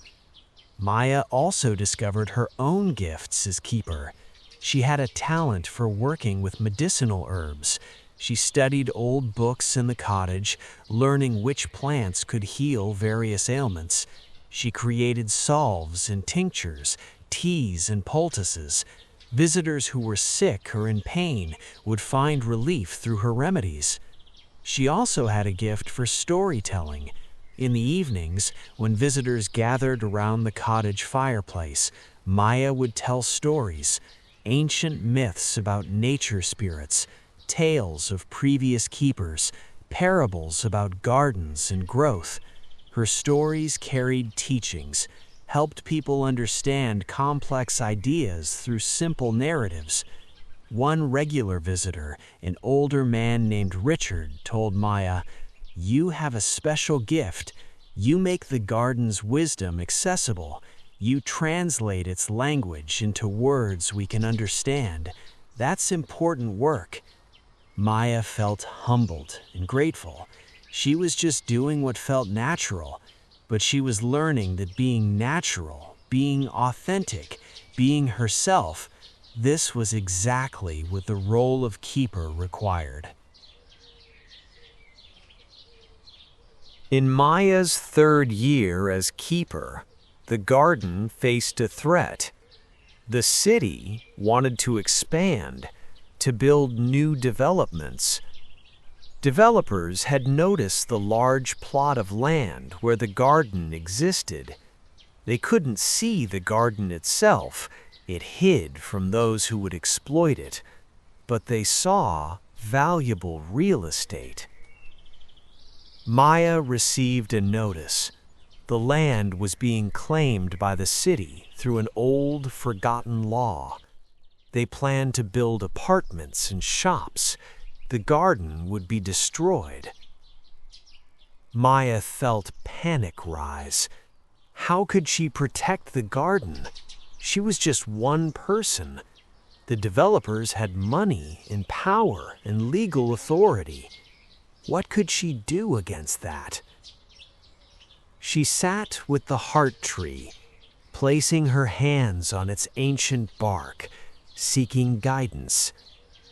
The tree's presence calmed her. It had survived for over 1,000 years. It had weathered countless threats. It would not fall easily.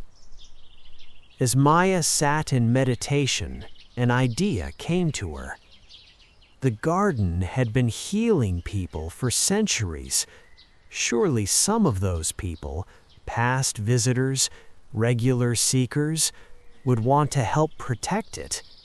She needed to reach out, to create a community of defenders. Maya contacted everyone she could find, people who had visited during her keepership, during Daniel's time, even some elderly people who had known Eleanor. She sent letters, made phone calls, invited them all to a gathering in the garden. Over 60 people came. They assembled in a large meadow, sitting in a circle. Many were meeting each other for the first time, though all shared the bond of having been healed by the garden. Maya stood in the center of the circle.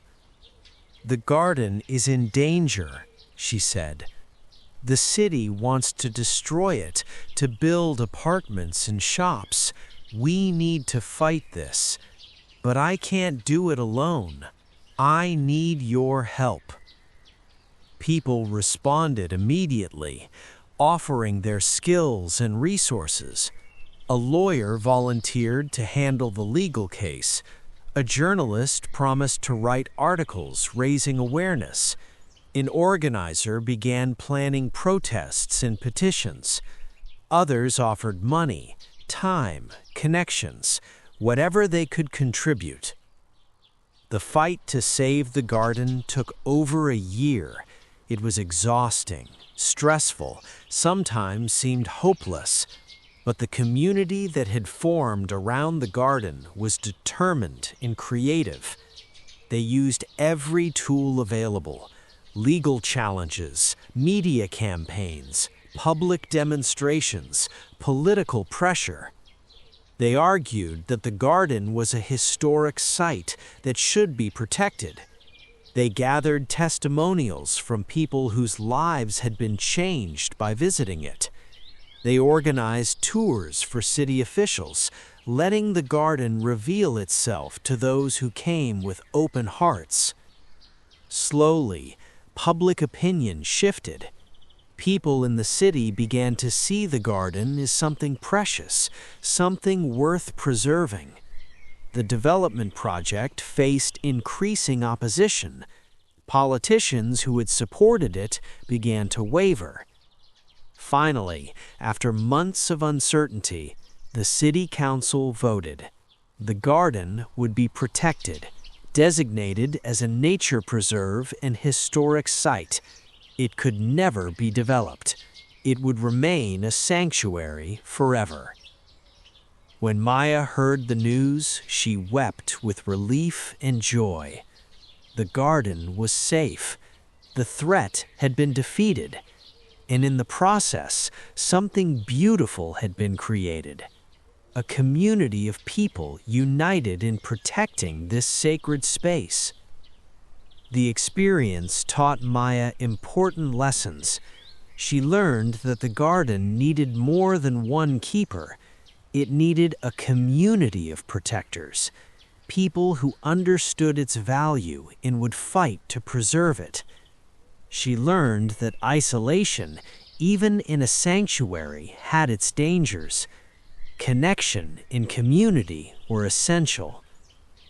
After the victory, Maya organized regular gatherings in the garden, monthly meetings where regular visitors could come together, share their experiences, support each other. These gatherings strengthened the bonds between seekers, created a sangha, a spiritual community centered around the garden. The garden had always been a place of healing for individuals. Now it was becoming something more, a hub for community, a center for people learning to live more consciously and compassionately. This evolution felt right, felt like the next natural step in the garden's long history.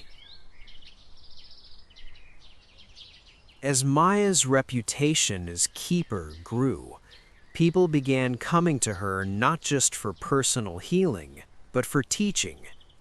They wanted to learn what she knew, wanted to understand the garden's wisdom so they could share it with others. At first, Maya hesitated. She didn't feel qualified to train teachers. She was still learning herself, still growing into the role of keeper. But she remembered what Daniel had told her. Everyone is always still learning.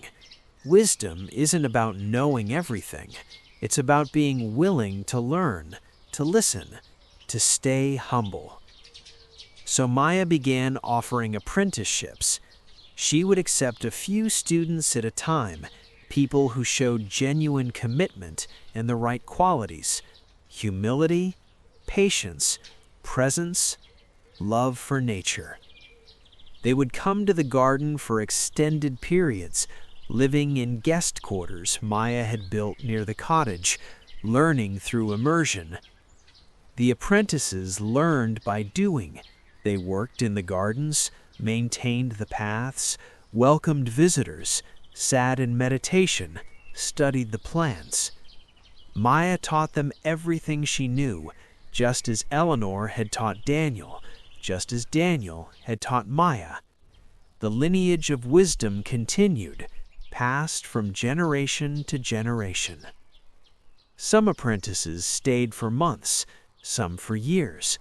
Some discovered that keeper work wasn't their path and moved on to other things, taking the garden's teachings with them. Some went on to create their own projects, urban gardens, meditation centers, nature sanctuaries, spreading the garden's influence into new places. One apprentice, a young man named David, seemed especially gifted. He had a natural affinity for plants, a gentle presence that animals trusted, and a deep capacity for patience and observation. Maya sensed that he might one day become keeper after her, continuing the sacred lineage. She didn't tell him this yet, as Eleanor and Daniel had taught her. The calling had to arise naturally. The garden would choose its keeper when the time was right. But Maya watched David's development with interest and hope. Teaching the apprentices deepened Maya's own understanding. As she explained concepts and practices, she saw them more clearly herself.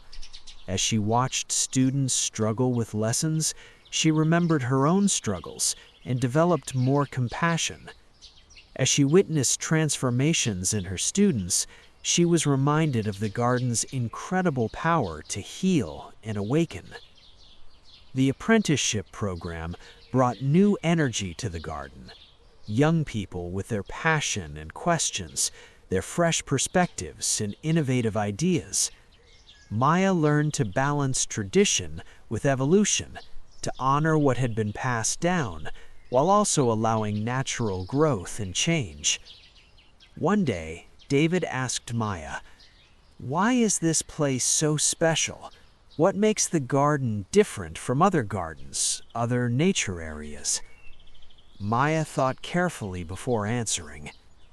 "The Garden of Whispers is special because of what it holds. Centuries of intention, countless prayers and meditations, the accumulated wisdom of generations of keepers and seekers. This ground is sacred, not because it's inherently different from other ground, but because of what has happened here, what has been poured into it." She continued, "But here's the secret. Any place can become sacred. Any garden can become a sanctuary. It requires time, attention, love, and intention. What we're really teaching here isn't how to maintain this specific garden. We're teaching principles that can be applied anywhere. We're training people to create sanctuaries wherever they go." David understood.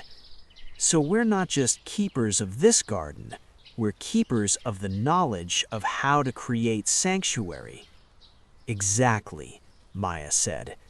"The garden's true gift isn't just healing for those who come here. It's the knowledge of how healing happens, how transformation occurs, how sacred space is created. That knowledge can ripple out into the world, creating gardens and sanctuaries everywhere." This conversation crystallized something for Maya. The garden's mission was larger than she had realized. It wasn't just about maintaining this one sanctuary. It was about spreading the understanding of how to create sanctuary, how to live in harmony with nature, how to cultivate presence in peace. She began documenting the garden's teachings more systematically. She wrote manuals on gardening practices, on welcoming visitors, on working with medicinal herbs. She created guides for meditation and nature connection. She recorded stories and teachings, making sure this wisdom wouldn't be lost. These documents were shared with apprentices and with the wider community that had formed around the garden. People took them to cities and towns far away, using them to create their own sanctuaries, their own healing spaces. The garden was spreading, not physically, but through knowledge and practice. Maya realized she was part of something much larger than herself, a movement, an awakening, a remembering of ancient wisdom. The garden was just one node in a vast network of people working to heal the world, to reconnect humanity with nature, to create a more conscious and compassionate society. This understanding filled her with energy and purpose. Yes, she was keeper of the Garden of Whispers, but she was also part of a global community of people dedicated to transformation and healing. This was bigger than any one person, any one place. This was the work of evolution itself. Maya served as keeper for 25 years.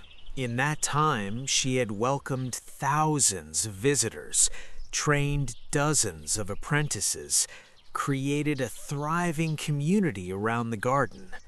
She had protected the garden through multiple threats. She had expanded its influence far beyond its physical walls.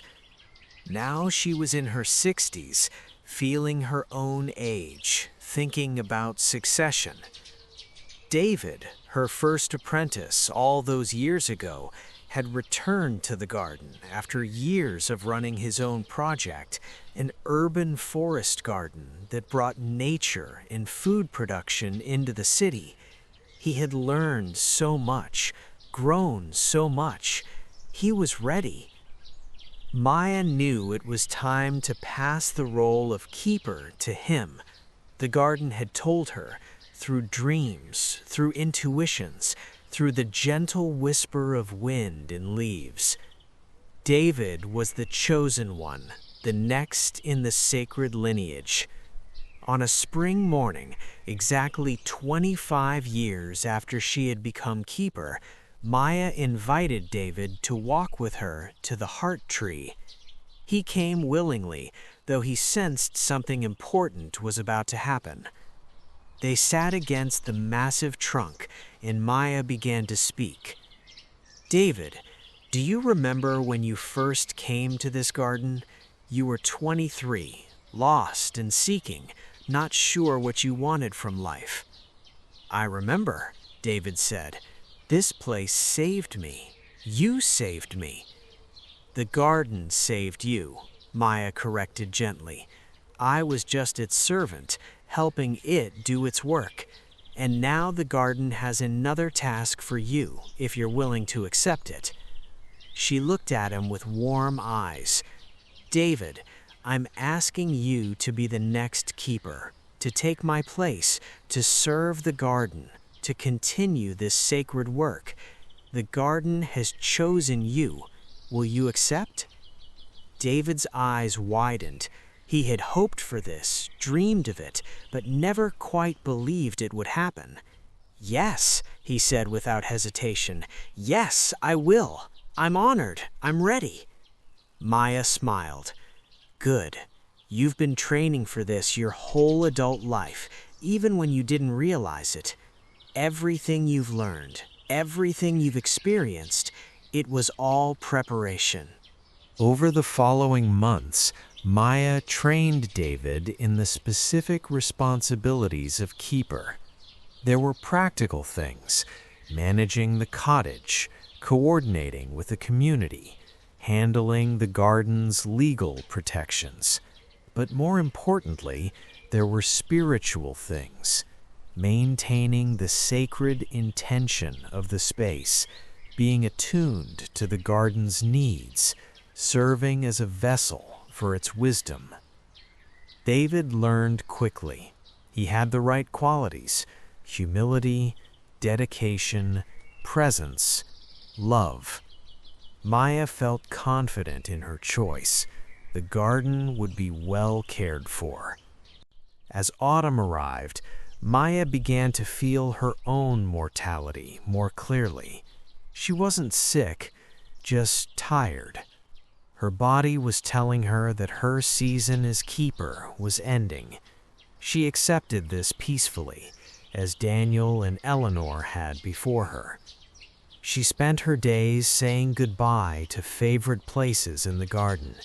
She sat long hours by the fountain, by the stream, with the heart tree. She visited the graves of Eleanor and Daniel, thanking them for their guidance and example. She spoke to the plants and birds, telling them she would soon join them in a different way.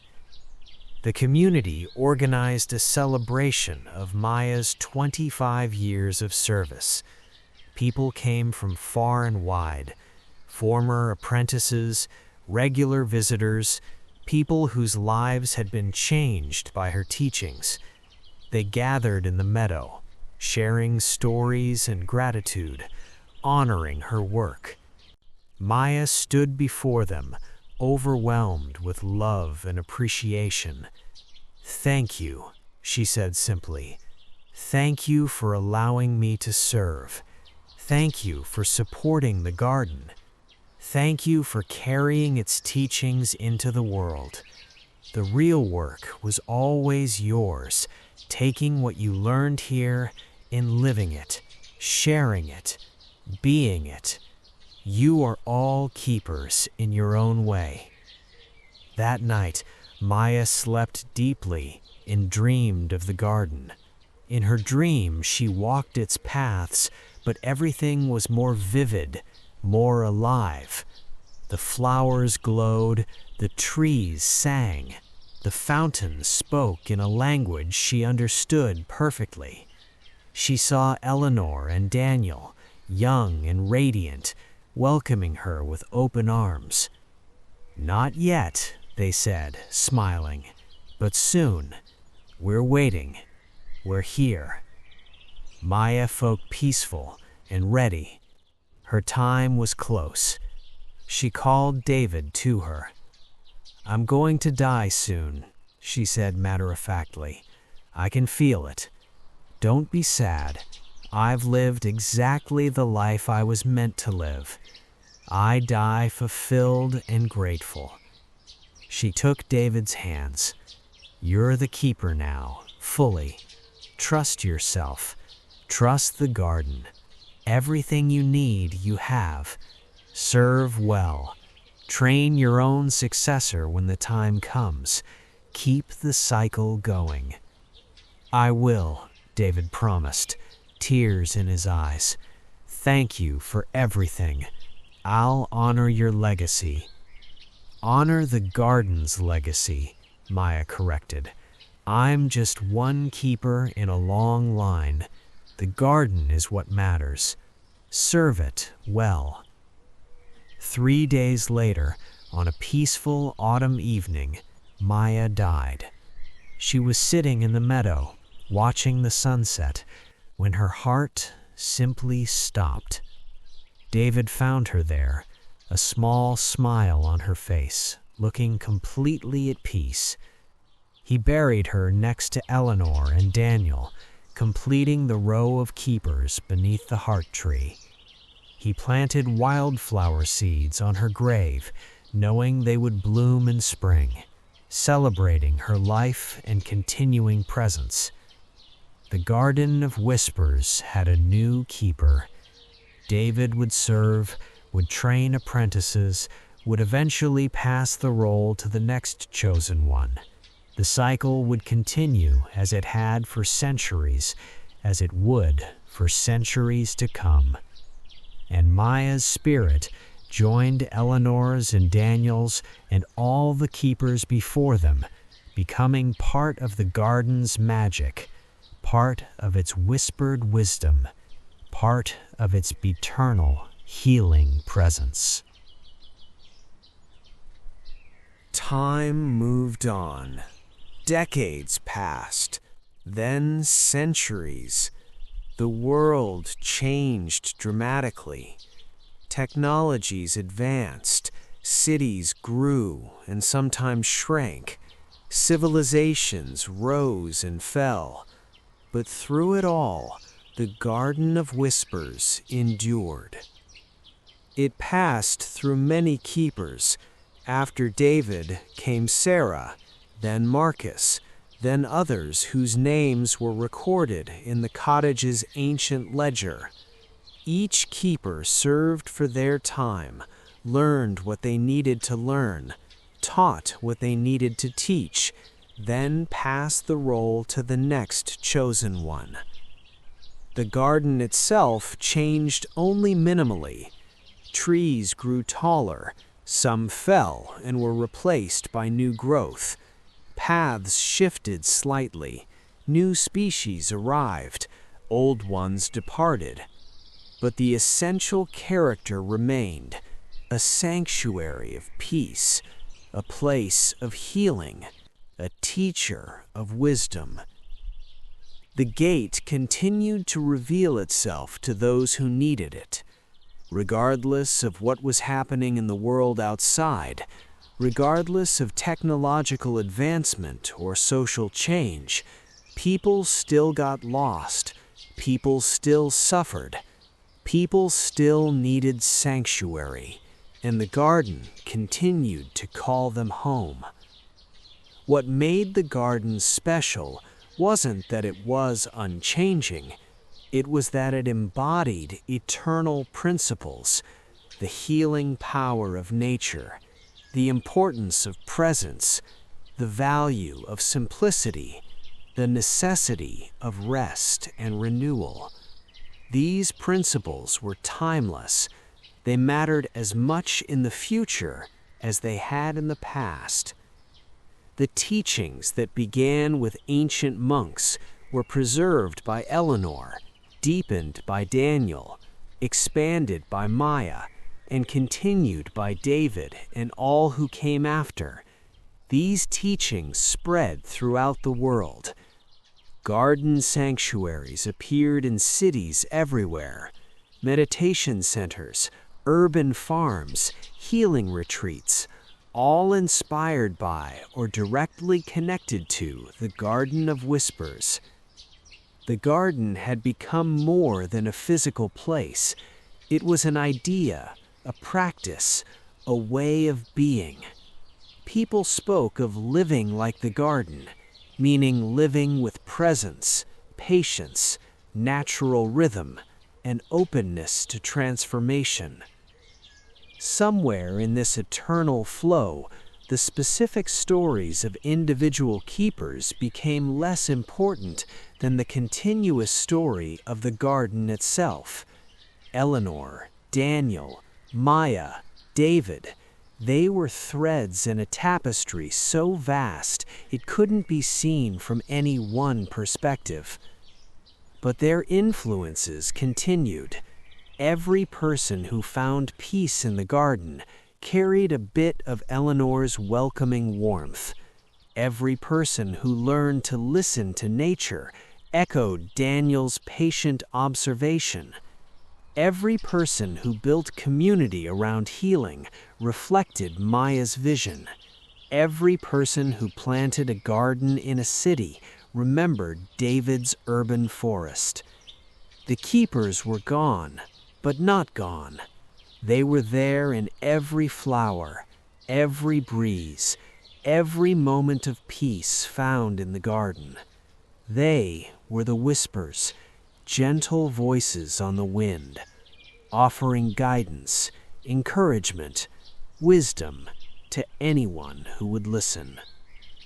And so the Garden of Whispers continued its eternal work, calling to lost souls, offering sanctuary, teaching presence, facilitating transformation, generation after generation, century after century. As long as there were people who needed healing, the garden would be there. It waited patiently, knowing that the gate would reveal itself to the next seeker, knowing that the next keeper was out there somewhere, living their life, waiting to hear the call. The garden was eternal, not because it couldn't change, but because what it represented was eternal. The human need for connection, the healing power of nature, the wisdom of simplicity, the value of presence. These things could never be destroyed, could never become outdated, would always matter. Sleep now, dear listener. Let the garden's peace embrace you. Know that somewhere, in some form, the garden of whispers exists for you. Maybe it's a physical place you'll find one day. Maybe it's a state of mind you'll cultivate. Maybe it's a practice you'll develop. But it's there, waiting for you. Whenever you need sanctuary, whenever you need healing, whenever you need to remember your connection to nature and to yourself, the garden is there, whispering its wisdom, offering its peace, welcoming you home. Rest in its embrace, dream its dreams, wake refreshed and renewed. The garden loves you. The garden holds you. The garden is always there, now and forever, always and eternal. The end that is no end, the beginning that never stops. Peace, presence, home. Sweet dreams.